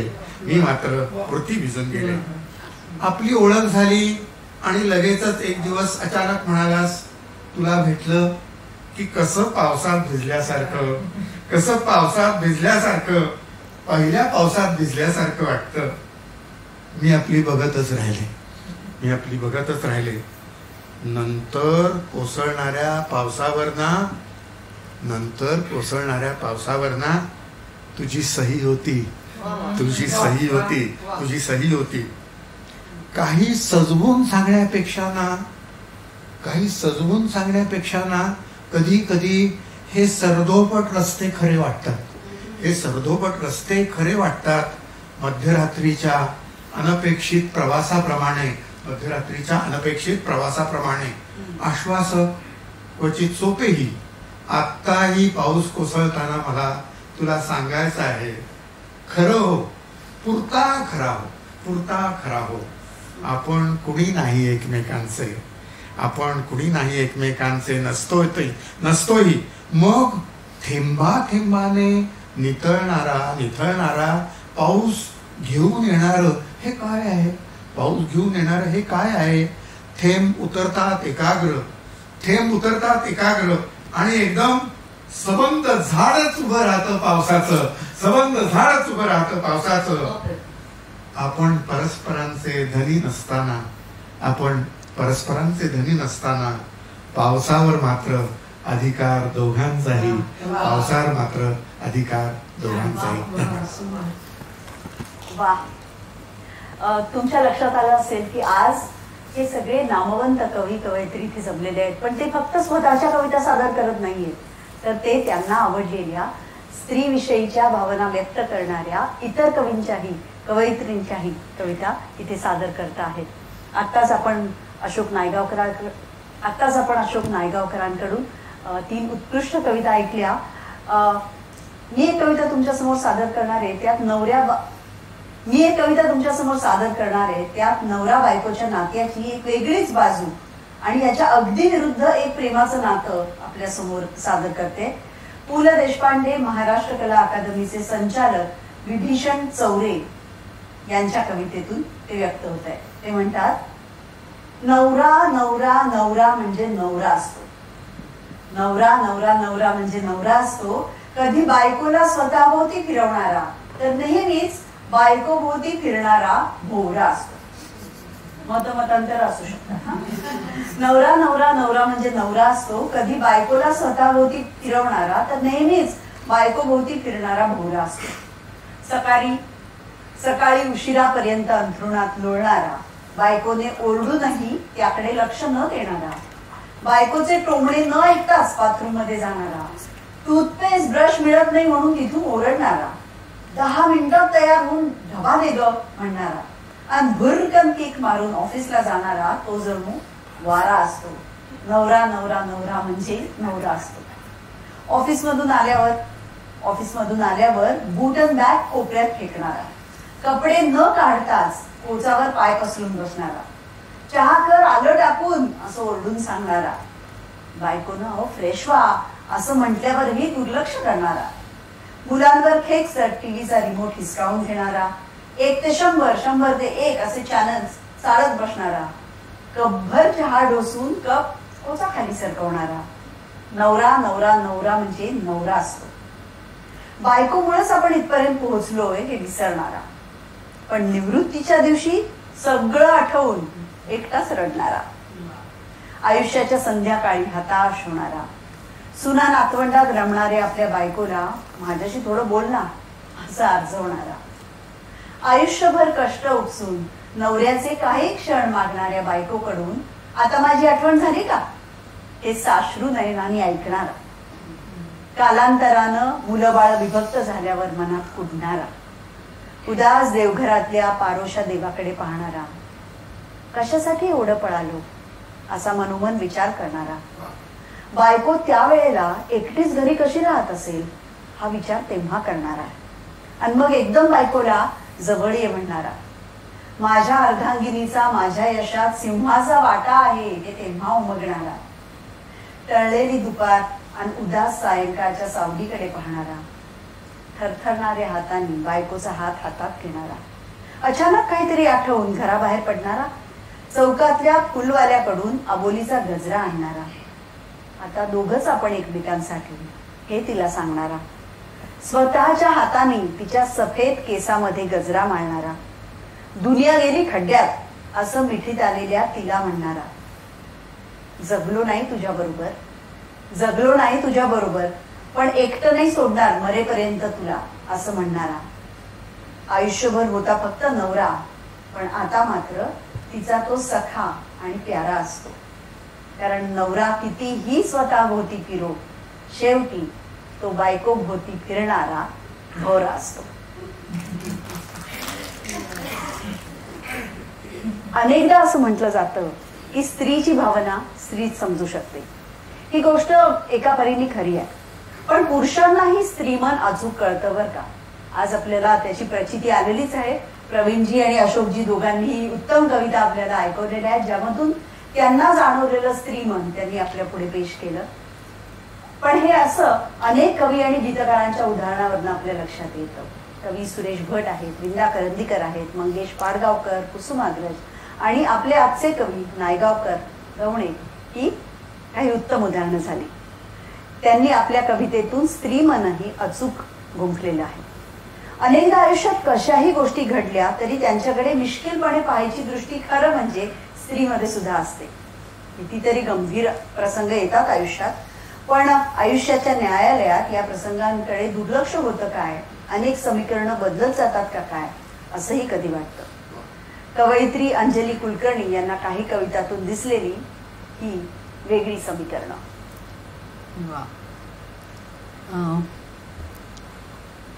रसिको, रजनी परुळेकरांची मिलॉर्ड ही कविता माझी अत्यंत आवडती कविता आहे. या पुरुषप्रधान व्यवस्थेतल्या स्वयंघोषित न्यायाधीशांना उद्देशून त्यांनी अतिशय प्रखर असे उद्गार या कवितेमध्ये काढलेले आहेत आणि स्त्रियांकडे बघण्याची पूर्वग्रह दूषित दृष्टी धुवून काढायला हवी, स्वच्छ धुवायला हवी असं त्यांनी या कवितेत म्हटलंय. कविता अशी आहे. मिलॉर्ड, या काजळलेल्या छतापलीकडचे बेरड आकाश मुरदाडच राहिलं आहे पिढ्यानपिढ्या.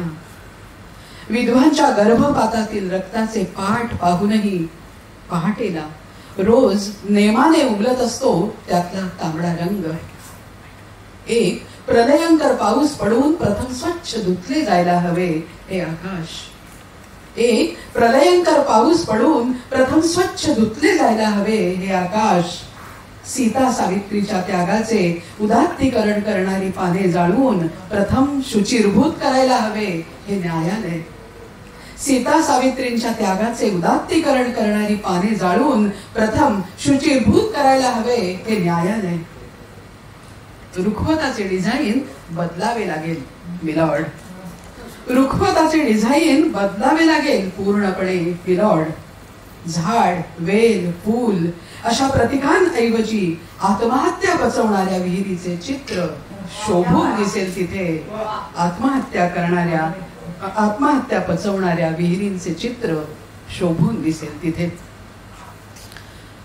दुसरी कविता आहे वीरधवल परब यांची दर साल दर शेकडा हा त्यांचा अत्यंत चांगला कविता संग्रह आहे आणि ग्रामीण स्त्रीविषयीचे एक अतिशय उत्तम संवेदन त्यांनी ज्या उत्कटपणे या कवितेमध्ये व्यक्त केलेलं आहे ते मला अत्यंत भावलेलं आहे.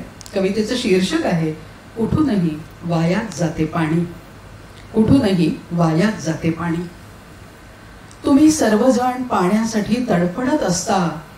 डोईवर घागर घेऊन रणरणत्या उन्हात कोसच्या कोस चालत असता. तुम्ही सर्वजण पाण्यासाठी तडफडत असता. डोईवर घागर घेऊन रणरणत्या उन्हात कोसच्या कोस चालत असता. माझ्या डोळ्यात पाणी येतं. माझ्या डोळ्यात पाणी येतं पण त्याचा तुम्हाला काय उपयोग. माझ्या डोळ्यात पाणी येतं पण त्याचा तुम्हाला काय उपयोग. मी कुणी प्रेषित नाही, कुणी महात्मा नाही, सिद्धहस्त आत्मा नाही आणि डोळ्यात पाणी आणण्या वाचून या लोकशाही देशात मी अन्य काही करू शकत नाही. आणि डोळ्यात पाणी आणण्या वाचून या लोकशाही देशात मी अन्य काही करू शकत नाही. असं चालायलाच हवं आहे तुम्हाला. असं चालायलाच हवं आहे तुम्हाला पदर जरा घट्ट लपेटून. असं चालायलाच हवं आहे तुम्हाला पदर जरा घट्ट लपेटून. परवा तुमच्या दुर्दशेचं चित्र रेखाटायला गेलेला एक जण सांगत होता. परवा तुमच्या दुर्दशेचं चित्र रेखाटायला गेलेला एक जण सांगत होता. भरल्या घागरी डोईवर नेणाऱ्या बायांची छाती पाहावी निरखून म्हणून. भरल्या घागरी डोईवर नेणाऱ्या बायांची छाती पाहावी निरखून. तर आता निढाळाच्या घामातही इथं नसतं सुख, नसते सुरक्षितता. तर आता निढाळाच्या घामातही इथं नसतं सुख, नसते सुरक्षितता. कुठूनही वायात जातं पाणी. कुठूनही वायात जातं पाणी. आणि ही तिसरी कविता जी आहे ती अगदी अलीकडची तरुण कवयित्री जी आहे योजना यादव, तिच्या मरी मरी जाय शरीर या संग्रहातली ही कविता आहे. एक थोडी मजेशीर शैली आणि त्याचबरोबर दाहक उपहास हे या कवितेतलं कॉम्बिनेशन मला अत्यंत आवडलेलं आहे. प्रौढपणीची भातुकली. प्रौढपणीची भातुकली. वाटतं तुला बाहुल्या करून ठेवून द्यावं कपाटात. दाखवाव्यात वाकुल्या काचेच्या तावदानातून. वाटतं तुला बाहुल्या करून ठेवून द्यावं कपाटात, दाखवाव्यात वाकुल्या काचेच्या तावदानातून. बोटांच्या तालावर नाचवावं, हवेत भिरकवावं, झेलावं, फेकावं, अविरत खेळत राहावं थकून जाईपर्यंत. बोटांच्या तालावर नाचवावं, हवेत भिरकवावं, झेलावं, फेकावं, अविरत खेळत राहावं थकून जाईपर्यंत. असंच वाटतं, वाटतं, वाटतं, वाटतं, नुसतं वाटतं. असंच वाटतं, वाटतं, वाटतं, वाटतं, नुसतं वाटतं. मी नाचतेय बाहुलीसारखी, तोवर राहील वाटत. मी नाचतेय बाहुलीसारखी, तोवर राहील वाटत. अप्रतिम. स्त्री जीवनाच्या अनेक बाजूंचं अंतर्बाह्य दर्शन खरं तर या सगळ्या कवितांमधून आपल्याला घडतंय. एका बाजूला स्त्रीचा समर्पण भाव, तर दुसऱ्या बाजूला बदलत्या काळातील तिची बंधखोरी. एका बाजूला तिची बाह्य जगातली प्रतिमा, तर दुसऱ्या बाजूला तिची प्रत्यक्ष जगण्यातली उत्कटता. कितीतरी रूप. कविवर्य विंदा करंदीकर यांनी साकारलेलं स्त्रीचं हे कविवर्य विंदा करंदीकर यांनी साकारलेलं स्त्रीचं हे रूप आपल्या रोजच्या जगण्यातलं. माझी अत्यंत आवडती कविता. ओचे बांधून पहाट उठते, ओचे बांधून पहाट उठते, तेव्हापासून झपझपा वावरत असतेस. कुरकुरणाऱ्या पाळण्यांमधून दोन डोळे उमलू लागतात आणि मग इवल्या इवल्या मोदक मुठीतून तुझ्या स्तनांवर बाळसे चढते. उभे नेसून वावरत असतेस. तुझ्या पोतेऱ्याने म्हातारी चूल पुन्हा एकदा लाल होते आणि नंतर उगवता सूर्य दोरीवरील 3 मुतेली वाळवू लागतो. म्हणून तो तुला हवा असतो. मधून मधून तुझ्या पायांमध्ये माझी स्वप्न मांजरासारखी लुडबुडत असतात. मधून मधून तुझ्या पायांमध्ये माझी स्वप्न मांजरांसारखी लुडबुडत असतात. त्यांची मान चिमटीत धरून तू त्यांना बाजूला करतेस. तरी पण चिवकाऊच्या मममध्ये एक उरलेला घास त्यांनाही मिळतो. तू घरभर भिरभिरत असतेस. तू घरभर भिरभिरत असतेस. लहान मोठ्या वस्तूंमध्ये तुझी प्रतिबिंब रेंगाळत असतात. स्वागतासाठी सुहासिनी असतेस. वाढताना यक्षिणी असतेस. भरवताना पक्षिणी असतेस. साठवताना संहिता असतेस. भविष्याकरता स्वप्न सती असतेस. संसाराच्या 10 फुटी खोलीत दिवसाच्या 24 मात्रा चपखल बसवणारी तुझी किमया मला अजूनही समजलेली नाही. जपताल नावाची कविता आहे ही माझी खूप आवडती आणि सगळ्यांचीच कवी मंडळींची तर नक्कीच खूप आवडती कविता. खरं तर अनेक कवींच्या कवितांमधून वेगवेगळ्या प्रकारची स्त्री रूपं साकारलेली दिसतात.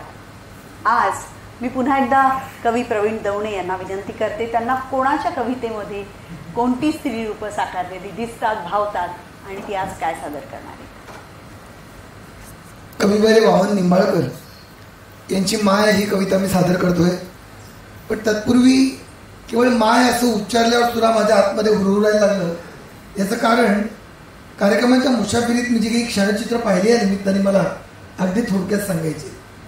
स्वादार ही जी संस्था होती किंवा आहे, इंदुताई खानोलकर त्याचे प्रमुख म्हणजे मेधाताई पाटकर यांची आई, त्यांच्या कार्यक्रमात दप्तर वितरणाचा कार्यक्रम होता सगळ्या मुलींना. त्यांनी मला सांगितलं की प्रवीण ही एक 7वीतली आणि 9वीतली विद्यार्थिनी आहे, त्यांच्याकडे नीट बघा, लक्षात ठेवायचे.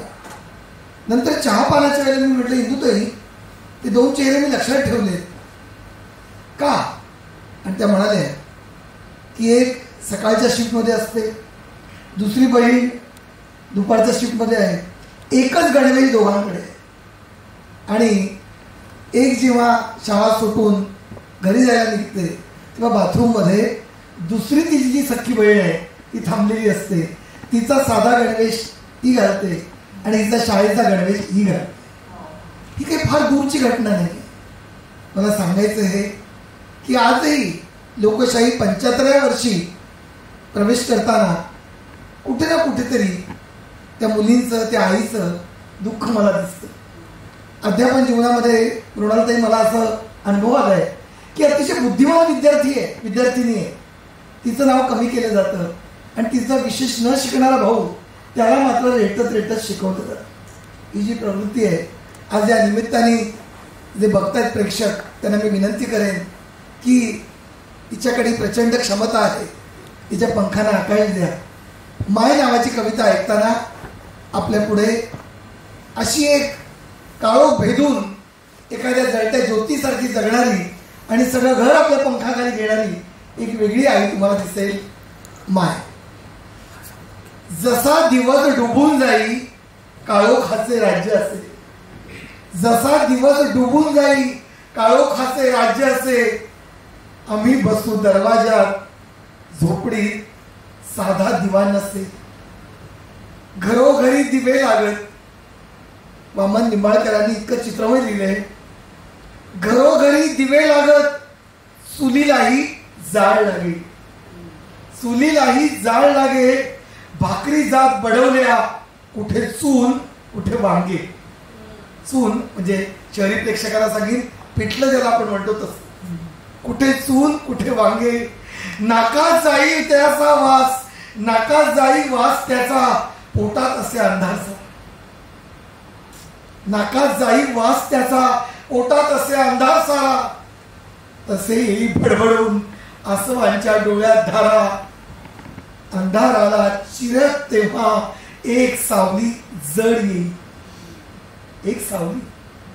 अंधाराला चिरत तेव्हा एक सावली जड येई, डोई तिच्या भारा असे चालताना तोल जाई. काळी काळी काळी काळी कृष्णदेह ती ती असे माझी माय, वणवण सकाळपासून मोळीसाठी रानात जाय. वाट पाहत बसू कधी, वाट पाहत बसू कधी, तिची सारे आम्ही भाऊ. मोळी नसे विकत तेव्हा भुकेलेले झोपी जाऊ.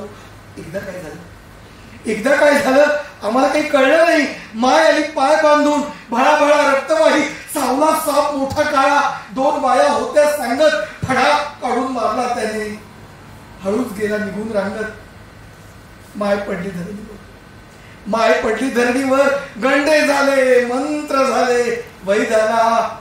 दिवस निघता निघता तिच्या देहातून प्राण गेला. हंबरडा फोडला, हंबरडा फोडला आम्ही, तो विरला वाऱ्यावर. हंबरडा फोडला आम्ही, तो विरला वाऱ्यावर. माय तरी सोडून गेली, चिल्ले पिल्ले वाऱ्यावर. मध्ये काळ निघून गेला आणि मग शेवटी वामनराव म्हणतात, शोधते माझी नजर माय, शोधते माझी नजर माय, आता मी उदास होतो, दिसता कृष मोळीवाली, मोळी तिची विकत घेतो, मोळी तिची विकत घेतो. मित्र, यानंतर कविश्रेष्ठ बाभ बोरकर यांची एक वेगळी कविता. बोरकर आपल्याला थोडेसे स्वप्नील कवी, पावसाचे कवी, धुंद, प्रेमाचे कवी म्हणून माहिती आहेत. पण त्यांची ही विशेष वाचली न गेलेली पण मनात रुजलेली कविता ती म्हातारी. ती म्हातारी, ती म्हातारी कधीही यायची भातुकलीतील ठकी सारखी. ती म्हातारी कधीही यायची भातुकलीतील ठकी सारखी. बुटकी रेखीव घेऊन कधी शेणाचा गोळा, के फुलवा सुभग कोवळे. ती म्हातारी कधीही यायची. वर्णायाची हिच्या हातच्या स्वयंपाकाची, आळवाच्याही भाजीची चव. वर्णायाची हिच्या हातच्या स्वयंपाकाची, आळवाच्याही भाजीची चव. दिसेल तेव्हा हसावयाची, दिसेल तेव्हा हसावयाची, तळ्या तळ्या साळका सारखी. रडायची कधी सुनवासाच्या कथा सांगता, रडायची कधी सुनवासाच्या कथा सांगता. डोळ्यामधून सांडीत टप टप पहाटचे पहिले सुंदर दव.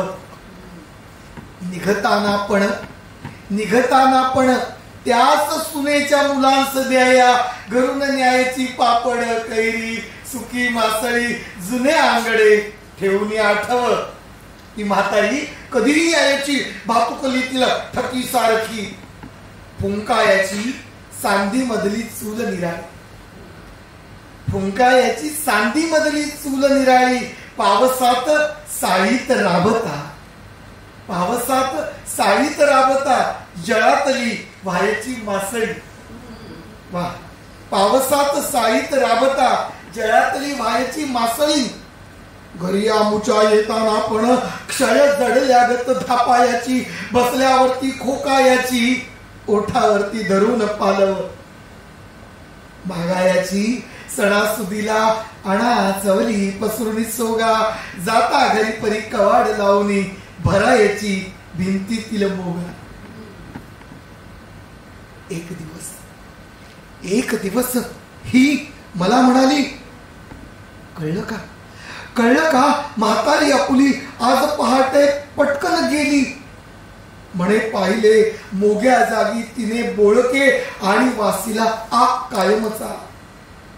चोर नव्हे कुणी दुसरा तिसरा, चोर नव्हे कुणी दुसरा तिसरा, पहिला नातू तिचा लाडका. चोर नव्हे कुणी दुसरा तिसरा, पहिला नातू तिचा लाडका. मी हिज म्हटले, कालच ती रस्त्यात भेटली, संधे सम किती गोड हसली. मला म्हणाली, द्याल काय धरी घुमटी पाना, सवली वा एखादा आणा, सवली वा एखादा आणा. कृपा प्रभूची खिशात होती एक पावली, खिशात होती एक पावली, एक पावली. कविवर्य बाबा बोरकरांच्या नंतर या दुसऱ्या सत्रातली मी ज्या ज्येष्ठ कवींच्या कविता वाचतोय त्यातली मला खूप भावलेला असा हा अभंग आहे, आणि तो आहे संत कान्होपात्राचा. याचं कारण असं, संत मुक्ताबाई, संत जनाबाई, संत कान्होपात्रा आणि अनेक या संत कवयित्री या मला केवळ पांडुरंगावर भक्ती करणाऱ्या अशा केवळ भक्त स्त्रिया वाटत नाही. त्या व्यवस्थेला जाब विचारतात, संयतपणे पण प्रखरपणे. आणि त्यामुळे संत कान्होपात्रेचं जे उपेक्षेचं जीवन आहे, एकीकडे विठ्ठल मी तुझ्याशी नातं जोडते, मी तुझी कोणीतरी आहे जगाला सांगते, तरी मग ही उपेक्षा का, तरी मग माझे आभाळ का, तरी पण माझ्याकडे नजरेने असं तुंकड का. काय म्हणते कान्होपात्रा पहा, विठ्ठलाला विचारलेला जाब आहे. मी तर म्हणतो केवळ विठ्ठलाला नाही तर प्रस्थापित व्यवस्थेला विचारलेला आहे आदिम सवाल आहे. पतित पावन म्हणसी आधी, पतित पावन म्हणसी आधी, तरी का उपाधी भक्ता मागे, तुझे म्हणविता तुझे अंग संग, उणेपणा सांग कोणाकडे. तुझे म्हणविता तुझे अंग संग, उणेपणा सांग कोणाकडे. आणि पुढे तर ती लिहिते, सिंहाचे भातुके जब्बूक पै नेता. सिंहाचं जे खाद्य आहे ते जर समजा कोल्ह्याने पळवलं तर लाच कोणाची जाते. किती प्रखरपणे विचारते पा कान्होपात्रा. सिंहाचे भातुके जंबूक पै नेता, थोराची या माथा लाज वाटे. म्हणे कान्होपात्रा देह समर्पणे, करावा जतन ब्रीदासाठी. अरे पतित पावन म्हणसी आधी, तरी का उपाधी भक्ता मागे. तुझे म्हणविता तुझे अंग संग, कोणेपणा संग कोणाकडे. धन्यवाद. संत कान्होपात्रा आणि बाबू बोरकर यांच्या दोन अत्यंत फार वेगळ्या आणि कधी न ऐकलेल्या या कलाकृती आपल्याला आता ऐकायला मिळाल्या. गणिकेच्या कुळामध्ये जन्माला येऊन विठ्ठल भक्तीची आस मनामध्ये बाळगणाऱ्या कान्होपात्राने भक्ती मार्गाचा एकरूप तत्वाचा धागा आपल्याला दिला. एका गणिकेचा संतपदापर्यंतचा प्रवास हा एका स्त्रीच्या समाजभानाच्या दृष्टीने फार वेगळेपणाचा प्रवास आहे. संत महंत, देव देवता, मंदिरं, शिल्प या सगळ्यातूनच खरं तर हा असा वेगळा प्रवास आपल्याला अनेकदा दिसतो. काळ बदलला की त्याचे संदर्भही बदलत जातात. एरवी पर्यटकांचं आकर्षण ठरलेल्या खजुराहोच्या वास्तुशिल्पात खरं तर तत्कालीन समाजाचं चित्रण आढळतं, परंतु त्यातली कामशिल्प हा एक स्वतंत्र चर्चेचा विषय आहे. कवी चंद्रकांत पाटील यांना मात्र या शिल्पातली बाई काही वेगळंच सांगताना दिसते. अशीच काही कवितांमधली शिल्प डॉक्टर प्रज्ञा दया पवार यांना कशी दिसली आहे ते आता पाहूया. साक्षेपी रसिक वाचकांनो, मराठीतला जो साठोत्तरी साहित्य या नावाने जे साहित्य ओळखलं जातं, अतिशय बंडखोर असं आणि केवळ साहित्यातले सगळेच प्रकार, कविता तर आहेच, या सगळ्याच्या ज्या धारणा मराठी साहित्यातल्या ज्या पारंपरिक होत्या त्या सगळ्या अंतर्बाह्य बदलवून टाकणाऱ्या आणि त्या साठोत्तरी कवितेच्या प्रवाहातलं एक अतिशय महत्त्वाचं नाव म्हणजे चंद्रकांत पाटील. मराठीतल्या लघु अनियतकालिकाच्या चळवळीमध्ये देखील ते अतिशय अग्रस्थानी असणारं नाव आहे. बायका आणि इतर कविता हा त्यांचा गाजलेला कविता संग्रह आहे आणि त्यातलीच एक कविता मी आपल्या समोर ठेवते. एकूणच बदलत्या स्त्री प्रतिमेचं किंवा तिच्यातल्या स्थित्यंतराचं जे दर्शन 20व्या शतकातच चंद्रकांत पाटील यांना झालेलं आहे ते त्यांनी खजुराहोच्या विश्वनाथ मंदिरावरचं या कवितेतून अतिशय प्रभावीपणे मांडलं आणि याच्यावर अधिक भाष्य करावंच लागू नये इतकी ही कविता अतिशय स्वयंसिद्ध अशी कविता आहे. खजुराहोच्या विश्वनाथ मंदिरावरचं एक मिथून अवघडलंय. खजुराहोच्या विश्वनाथ मंदिरावरचं एक मिथून अवघडलंय. जी बाई पुरुषाला विळखा घालून उभी होती मध्ययुगापासून, तिने एकाएकी झटकला पुरुष. तिने एकाएकी झटकला पुरुष आणि ताठ उभी राहिली ती सैनिक संचलनाच्या पवित्र्यात. इतकी वर्ष तृप्त हसणारा पुरुष गोंधळून गेलाय. चेहरा पाडून उभाय मिथून पुरुष. बाई एकदम 21व्या शतकासारखी मुजोर झाली आहे. बाई एकदम 21व्या शतकासारखी मुजोर झालीये. अहो, बाईनं ठरवलंय तरी काय? बाईनं ठरवलंय तरी काय? कोणत्या देवानं सांगितले ही उठाठेव? कुठून आठवली ही अवदसा बाईला? पुरुषाचा आत्मविश्वास गायब झालाय. निराशेत निखळलेल्या मिथून पुरुषाचं भावनिक संरक्षण कोलमडून पडलंय. पार पार कामातून गेलाय पुरुष. बाईला झालंय तरी काय? बाईला झालंय तरी काय? बाईची नजर दुसऱ्या पॅनेलवरच्या पुरुषावर तर गेली नाही का? बाईला कळून चुकलाय पुरुषी प्रेमातला कावा? का चक्क कामाचा अर्थाशी संबंध जोडू लागलीये बाई? पुरुषार्थातल्या अर्थाचा, शरीर धर्मातल्या धर्माचा, कामाचा, कामातल्या मोक्षाचा परस्परांशी असा संबंध लावणं शोभत नाहीये बाईला. शेवटी संस्कृतीतली सभ्यता म्हणून काही असतं की नाही? काही सभ्यता म्हणून काही असतं की नाही संस्कृतीतली? खजुराहोतल्या एका बाईनं अवघडून टाकलंय मिथून पुरुषाला. खजुराहोतल्या एका बाईनं अवघडून टाकलंय मिथून पुरुषाला. आता हळूहळू लागण होत जाईलच सगळ्या मंदिरांवर. बाई खजुराहो सोडून चक्क शहराकडे जायच्या विचारात आहे. बाई खजुराहो सोडून चक्क शहराकडे जायच्या विचारात आहे.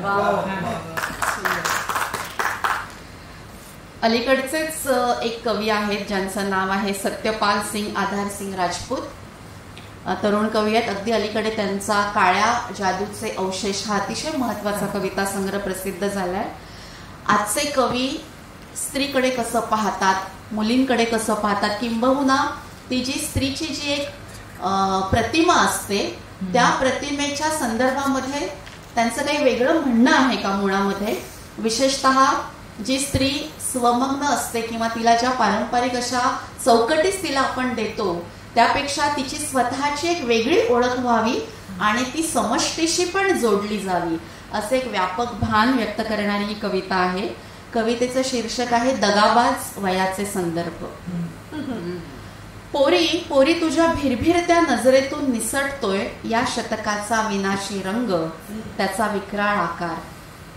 एक पुरुषी अधिसत्ता जी व्यापून उरली आहे तुझा देह, तुझी बुद्धी, तुझे मन. आणि रोमॅन्टिक स्वप्नांच्या जंगलात तू हरवून गेली आहेस तुझे रस्ते. तुला लक्षातच आलेला नाही अजून हा तुझ्यावर अंमल गाजवणारा चकवा. तू हसत होतीस ना गालातल्या गालात, तेव्हा इराक अफगाण बेचिराक होत होते. तू हसत होतीस ना जेव्हा गालातल्या गालात, तेव्हा इराक अफगाण बेचिराक होत होते. तू व्याकुळ झाली होतीस त्याच्या आठवणीने, तेव्हा गोधरात कत्लेआम सुरू होता. तू त्याला किस करत पडून होतीस मिठीत, तेव्हा खैरलांजीत राक्षस अवतरले होते. त्यानं तुला फटकारलं, तो चिडला, त्यानं संताप केला. तू रडली तेव्हा तुझ्या अश्रूंसोबत वाहत गेली समाजवादी माती, आणि विषमतेचे काळे खडक दात विचकत हसू लागले. तू कानात सदैव हेडफोन लावून ऐकत फिरशील मोबाईलवर गाणे, तर तुला कधीच ऐकू येणार नाही तुझा आतला आवाज. तू आरशासमोर फासत राहशील, तू आरशासमोर फासत राहशील चेहऱ्यावर वेगवेगळ्या क्रीम्स, तर कसा होणार तुला तुझ्या खऱ्या सौंदर्याचा साक्षात्कार. तू समजतेस तसा नाहीये तुझ्या ओढणीचा पोत, तू समजतेस तसा नाहीये तुझ्या ओढणीचा पोत, आणि पाणीपुरीची चव तू समजतेस तशीही नाहीये, आणि पाणीपुरीची चव तू समजतेस तशीही नाहीये. तुला घेऊन जाणार आहे गुलामीच्या उच्चतम पातळीवर तुझ्या सँडलच्या टाचांची उंची.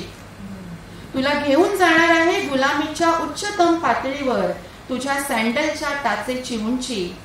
एक मायाजाल आहे तुझ्या मनात तळ ठोकून तुझ्या आवडत्या टीव्ही सिरियल मधलं जग.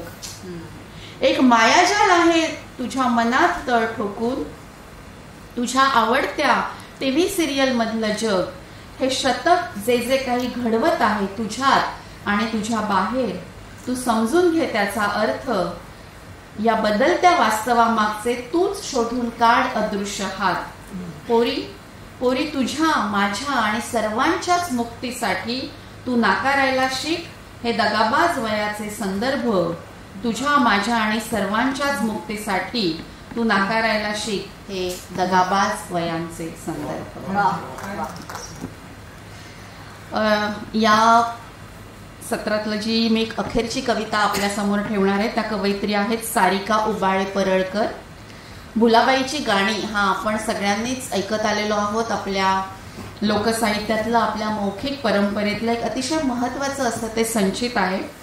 पण इथे सारिका उबाळे परळकर यांनी या भुलाबाईच्या गीतांना पूर्णपणे एका आधुनिक अशा परिप्रेक्ष्यात पाहिलेलं आहे. म्हणजे त्याने ते सगळे संदर्भ जे आपले पारंपरिक आहेत ते बदललेले आहेत, आणि अतिशय दाहक असा उपहास या कवितेच्या शब्दाशब्दामध्ये दबलेला आहे जो आपल्या अक्षरशः अंगावर येतो. ती कविता मी वाचते. कवितेचं शीर्षकही आहे भुलाबाई. अडकीत जाऊ बाई खिडकीत जाऊ, अडकीत जाऊ बाई खिडकीत जाऊ, खिडकीत होता कांदा, भुलाबाईला मुलगी झाली तिचे हातपाय बांधा. अडकीत जाऊ बाई खिडकीत जाऊ, खिडकीत होता धोंडा, भुलाबाईला मुलगी झाली काळ्या बुरख्यात कोंडा. अडकीत जाऊ बाई खिडकीत जाऊ, खिडकीत होता भाला, भुलाबाईला मुलगी झाली तिला कुंडन खाण्यात घाला. अडकीत जाऊ बाई खिडकीत जाऊ, अडकीत जाऊ बाई खिडकीत जाऊ, खिडकीत होता वाळा, भुलाबाईला मुलगी झाली तिला मांडवात जाळा. अडकीत जाऊ बाई खिडकीत जाऊ, खिडकीत होता तारा, भुलाबाईला मुलगी झाली तिचे FGM करा. अडकीत जाऊ बाई खिडकीत जाऊ, खिडकीत होता गडवा, भुलाबाईला मुलगी झाली दुधामध्ये बुडवा. अडकीत जाऊ बाई खिडकीत जाऊ, अडकीत जाऊ बाई खिडकीत जाऊ, खिडकीत होता गोंडा, खिडकीत होता गोंडा, भुलाबाईला मुलगा झाला, भुलाबाईला मुलगा झाला, त्याचा त्रैलोक्यात झेंडा, त्याचा त्रैलोक्यात झेंडा. धन्यवाद. भुलाबाईची गाणी, मंगळागौरीच्या खेळांची गाणी, या सगळ्यातून नेहमी सासर माहेर स्त्रीचं जीवन याचे संदर्भ आपल्याला आठवतात. एरवी घराबाहेर न पडणारी स्त्री त्या काळात या सणांच्या निमित्ताने बाहेर पडत होती. एका परीनं हेच त्यांचं सोशल गॅदरिंग होतं. पण मुलगी झाली हो ही परिस्थिती मात्र अनेक वर्ष, अगदी आजही अनेक समाजांमध्ये स्त्रीला उपेक्षेने वागवणारी गोष्ट ठरली. आजही हे घडतंय. आजच्या काळातल्या स्त्रींनी मात्र ही स्त्रीची उपेक्षा थांबवायलाच हवी. मला वाटतं आज ज्या घरात मुलं जन्माला येतात त्या आईची जबाबदारी जास्ती आहे. तिने शिकवायला हवा आपल्या मुलाला करणं स्त्रीचा आदर. म्हणून कदाचित पूर्वापार चालत आलेल्या प्रथा परंपरा आज काळाच्या कसोटीवर तपासून घ्यायला हव्यात. कवयित्री नीरजा यांना हे बदलते संदर्भ काही कवितांमधून कसे आढळले ते ऐकूया. एक पहिली कविता मी वाचणार आहे. ती अलीकडची एक नवीन कवयित्री आहे पद्मरेखा धनकर म्हणून, आणि कवितेचं नाव आहे आजी पेरायची गौर. आपल्याकडे अनेक कहाण्या ह्या वेगवेगळ्या स्त्रीच्या जगण्याशी जोडलेल्या आहेत, आणि केवळ जोडलेल्या नाहीत पण तिला चौकटीत कशी बंदिस्त करता येईल वेगवेगळ्या प्रकारच्या व्रतवैकल्य सांगून, ह्याच्या कहाण्या अनेक आहेत आपल्याकडे, आणि त्या परंपरेने आपल्याकडे आलेल्या आहेत. आजही आपण पाहतो आहोत. आजूबाजूचं सगळं जगणं बघितलं, आजूबाजूच्या स्त्रिया पाहिल्या, म्हणजे एकीकडे आम्ही नव्या जगातली स्त्री पाहतोय. 8 मार्च साजरा करताना समतेची आणि स्त्रीला एक आत्मभान यावं म्हणून आम्ही सतत विचार पेरण्याचा प्रयत्न करतोय, सांगण्याचा प्रयत्न करतोय. आणि अशा वेळेला आपण इतके मागे आहोत असं मला वाटतंय की आपल्या मालिका सुद्धा ज्या दूरदर्शनवर किंवा टी व्हीवर दाखवल्या जात आहेत. मी अलीकडे एक जाहिरात पाहते मालिकांची, घेतला वसा टाकू नको नावाची मालिका आता ह्या महिन्यात सुरू होणार आहे झी टी व्हीवर. आणि ह्या मालिकेमध्ये परत सगळ्या ह्या व्रतवैकल्याच्या ज्या सगळ्या कहाण्या आहेत, सणाच्या आहेतच, पण व्रतवैकल्याच्या कहाण्या सांगितल्या जाणार आहेत. आणि पुन्हा बाईला त्या चौकटीमध्ये कसं मोठं आहे, कसं उदात्त वगैरे आहे हे सांगितलं जाणार आहे. ह्याचं मला खूप वैषम्य वाटतंय. ह्याचं कारण हे आहे की एकीकडे आपण म्हणायचं की ह्या सगळ्या चौकटी तोडूया, आणि दुसरीकडे तिला आपण कुठली तरी एक गौर पूजायला सांगायची, व्रतवैकल्य करायला सांगायची, आणि त्याच्यातच पुन्हा अडकवून ठेवायचं. आणि अनेक बायकांचा हा आज गोंधळ झालेला आहे. मी पहिल्या कवितेत जे वाचलं होतं की बायकांना बाहेर पडायचं आहे, आणि परत ही परंपरा, ह्या सगळी सत्ता आहे, व्यवस्था आहे, पुरुषसत्ताक व्यवस्था, ती त्यांना आतमध्ये ओढते. पण काही बायका मात्र ह्याच्यातनं बाहेर पडण्याचा प्रयत्न करतायत आणि स्वतःला स्वतःला एक आपण म्हणूया की भविष्यातली वेगळी स्त्री करून दाखवण्याचा प्रयत्न करतात. त्यातली ही पद्मरेखा धनकर असंच काहीतरी म्हणायचा प्रयत्न करते. तिने म्हटलंय, आजी पेरायची गौर, झाकून ठेवायची टोपली, हिरवी कंच व्हावी म्हणून. आजी पेरायची गौर, झाकून ठेवायची टोपली, हिरवी कंच व्हावी म्हणून. दीडवीत वाढलेल्या गौरीकडे माझी उत्सुक नजर. हरतालकीच्या दिवशी भल्या पहाटे आई आणि आजी जायच्या नदीवर, दिवसभर उपाशी, परंपरेचे तेज चेहऱ्यावर. एक दिवस आजीने परडी ठेवली माझ्याही हातावर. एक दिवस आजीने परडी ठेवली माझ्याही हातावर. म्हणाली, न्हाणं आलं की पोरींनीही करायची असते गौर, चांगला नवरा मिळाला पाहिजे म्हणून. न्हाणं आलं की पोरींनीही करायची असते गौर, चांगला मिळाला पाहिजे नवरा म्हणून. मला कळत नव्हता उपवास आणि नवरा यांचा जन्मोजन्मंतरीचा संबंध. हळूहळू कळत गेलं, व्रताने फुलत नाही संसार. हळूहळू कळत गेलं, व्रताने फुलत नाही संसार. देहातलं अंतर मिटलं तरी मनातलं भगदाड भरत नाही. हस्तांतरित होतो फक्त वारसा, दृष्टीहीन डोळ्यांचा. आज मात्र मी ठरवलंय, मी पेरणार नाही गौर, देणार नाही कधीच परडी माझ्या मुलीच्या हाती, माझ्या मुलीच्या हाती.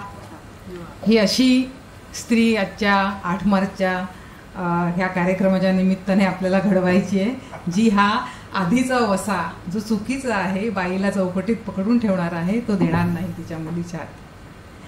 मगाशी नायकावर म्हणाले की बायका खूप खूप असं तरल आणि आतलं, वासंती मुजुमदारांचं नाव घेताना म्हणाले, पुरुषी किती छान आणि आतलं आणि आसोशीने लिहितात. ह्याचं एक अत्यंत चांगलं उदाहरण म्हणजे दिनकर मनवर यांच्या कविता आहेत. दिनकर मनवर हा आत्ताच्या पिढीतला कवी आहे आणि पाण्यारण्य म्हणून त्याचं एक पाण्यारण्य म्हणून पुस्तक नवीन आत्ता आलेलं आहे. आणि सगळ्या कविता ह्या पाण्याच्या प्रतिमेशी जोडलेल्या आहेत आणि त्यातली बाई ही सगळी त्यांनी जोडलेली. आणि बाईला शोधण्याचा प्रयत्न पुरुष म्हणून किती वेगवेगळ्या पद्धतीने त्यांनी संपूर्ण त्या संग्रहात केले आहे. त्यातली एक छोटा हा तुकडा आहे, अद्भुताच्या पलीकडे.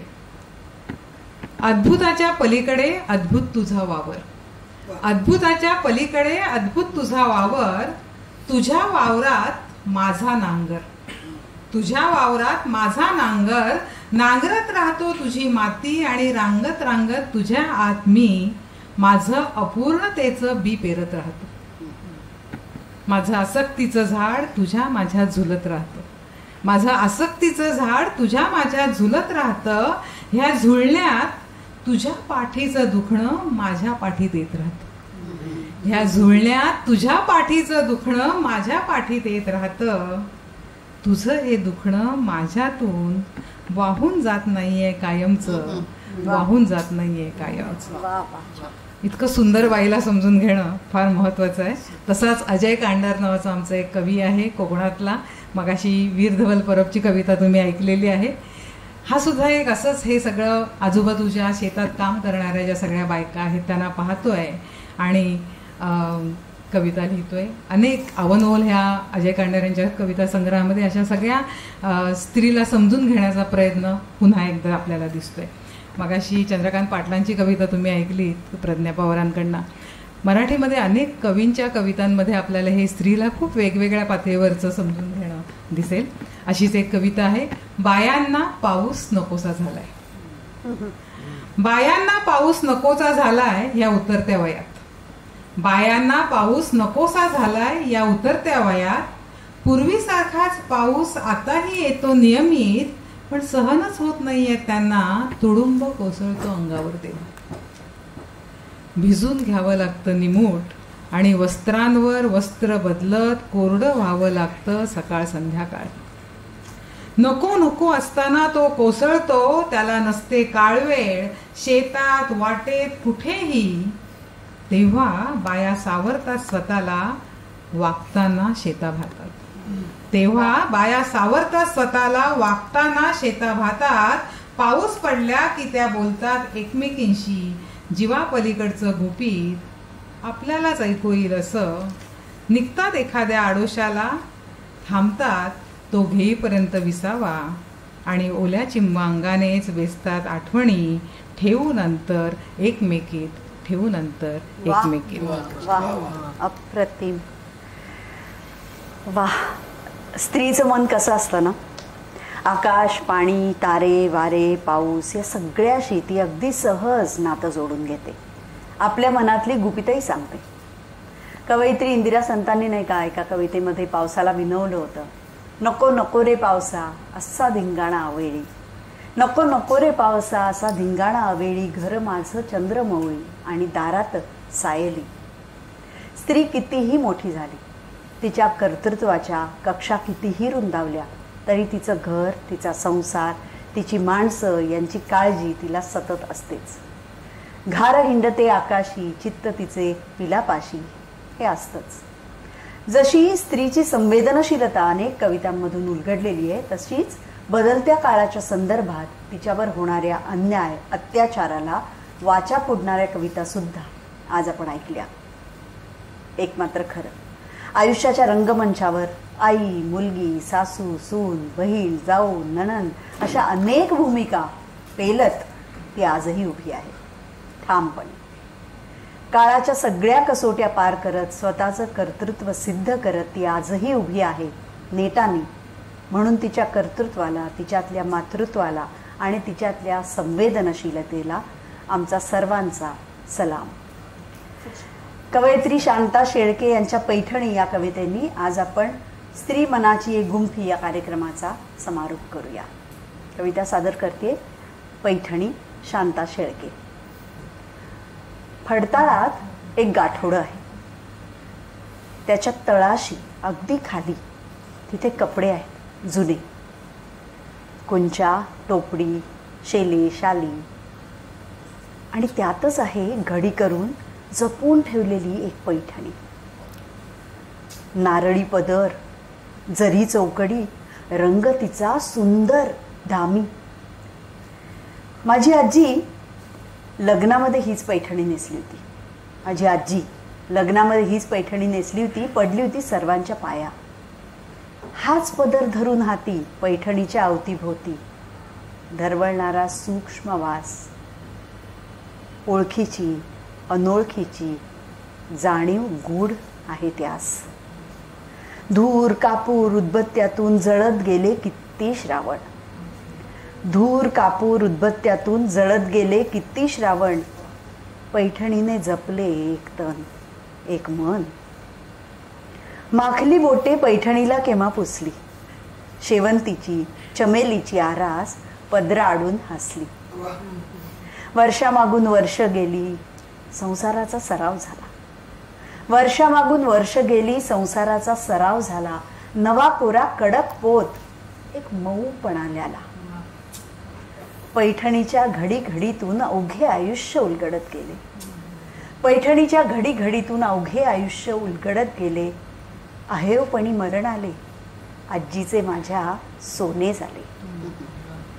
कधीतरी ही पैठणी मी धरते उरी कवळून, कधीतरी ही पैठणी मी धरते उरी कवळून. मऊ रेशमी स्पर्शामध्ये आजी भेटते मला जवळून. मधली वर्ष गळून पडतात कालपटाचा जुळतो धागा, मधली वर्ष गळून पडतात कालपटाचा जुळतो धागा. पैठणीच्या चौकड्यांनो आजीला माझ्या कुशल सांगा. काय सुरेख कविता आहे. आज महिला दिनाच्या निमित्ताने स्त्री मनाची एक गुंफी हा स्त्री मनाच्या कवितांचा विशेष कार्यक्रम आम्हाला सादर करता आला. कार्यक्रमाची संहिता लिहिली होती उत्तरा मोने यांनी, निर्मिती केली होती मिती क्रिएशन्स यांनी. पु ल देशपांडे महाराष्ट्र कला अकादमीचे मी मनापासून आभार व्यक्त करते की आम्हाला सगळ्यांना उत्तमोत्तम कविता तुमच्यापर्यंत पोहोचवता आल्या. शेवटी एकच छोटी विनंती करते सर्व प्रेक्षकांना की केवळ हा एक दिवस आंतरराष्ट्रीय महिला दिन म्हणून साजरा करू नका. या दिवशी एक वेगळा विचार करा, या दिवसापासून एक वेगळा विचार जगा. काळ असा आला आहे की या काळामध्ये आपल्याला आपल्या घरच्यांकडून पाठिंबा पुष्कळ मिळायला लागलेला आहे. मी तर गमतीने असं म्हणते की जसं आधी म्हणायचे की प्रत्येक पुरुषाच्या मागे एक स्त्री उभी असते, तसे आज स्त्रियांच्या मागे सुद्धा पुरुष उभे राहायला लागलेले आहेत. त्या सगळ्यांची आपण आज आठवण करूया, त्यांचं अभिनंदन करूया, त्यांना शुभेच्छा देऊयात आणि या पुरुषांची संख्या उत्तरोत्तर वाढत राहील अशी अपेक्षा करूया, असे प्रयत्न करूया. तुम्हा सगळ्यांना महिला दिनाच्या खूप खूप खूप शुभेच्छा. पहिली क्रांती ही इंग्लंडमध्ये 8 मार्चला घडली. मजदूर महिलांनी ह्या लोकांनी ती क्रांती घडवली आणि स्वतःचे हक्क मागण्यासाठी पूर्ण जगामध्ये आपल्या महिला सगळ्या सज्ज झाल्या. आणि त्यानंतर आपण दरवर्षी 8 मार्चला आपला महिला जागतिक दिन म्हणून आपण साजरा करतो. बरेच जणांना असं वाटतं की महिला दिन आहे. महिला दिन नाही, महिला उलट दीन दुबळ्यांना मदत करणाऱ्या महिला आहेत. प्रत्येक महिलेच्या हृदयामध्ये छोट्या कप्प्यामध्ये आईचं हृदय दडलेलं असतं. मग ती अगदी जन्माला आली मुलगी आणि एका वर्षाने ती चालायला लागली की तिला कळतं, कारण त्याला उपजतच परमेश्वराने जी देणगी दिलेली आहे ती आपल्याला मातृत्वाची दिलेली आहे. आणि मातृत्वाची देणगी ही फक्त आणि फक्त महिलांना मिळाल्या असल्या कारणाने आज जगामध्ये महिलांचं स्थान हे आगळं वेगळं आहे. अगदी देवादिखांमध्ये जरी पाहिलं तर देवांना जेव्हा कष्ट पडले, संकट आली, त्या वेळेला आपण कथांमधनं किंवा ग्रंथांमधनं ऐकलंय, वाचलंय की देवीनी नवीन रूप घेऊन आलेल्या संकटाचं निवारण केलं आहे. म्हणजे आपण जे काही आईबापांचा प्रश्न पडतो, मुलगी म्हणजे संकट, तर मुलगी म्हणजे संकट नसून ती एक तुमच्या आयुष्यातली चांगली पर्वणी असते की जेणेकरून मुलगी शिकली की संपूर्ण कुटुंब शिकलं असं जे म्हटलं जातं ते वास्तवात एकदम खरं आहे.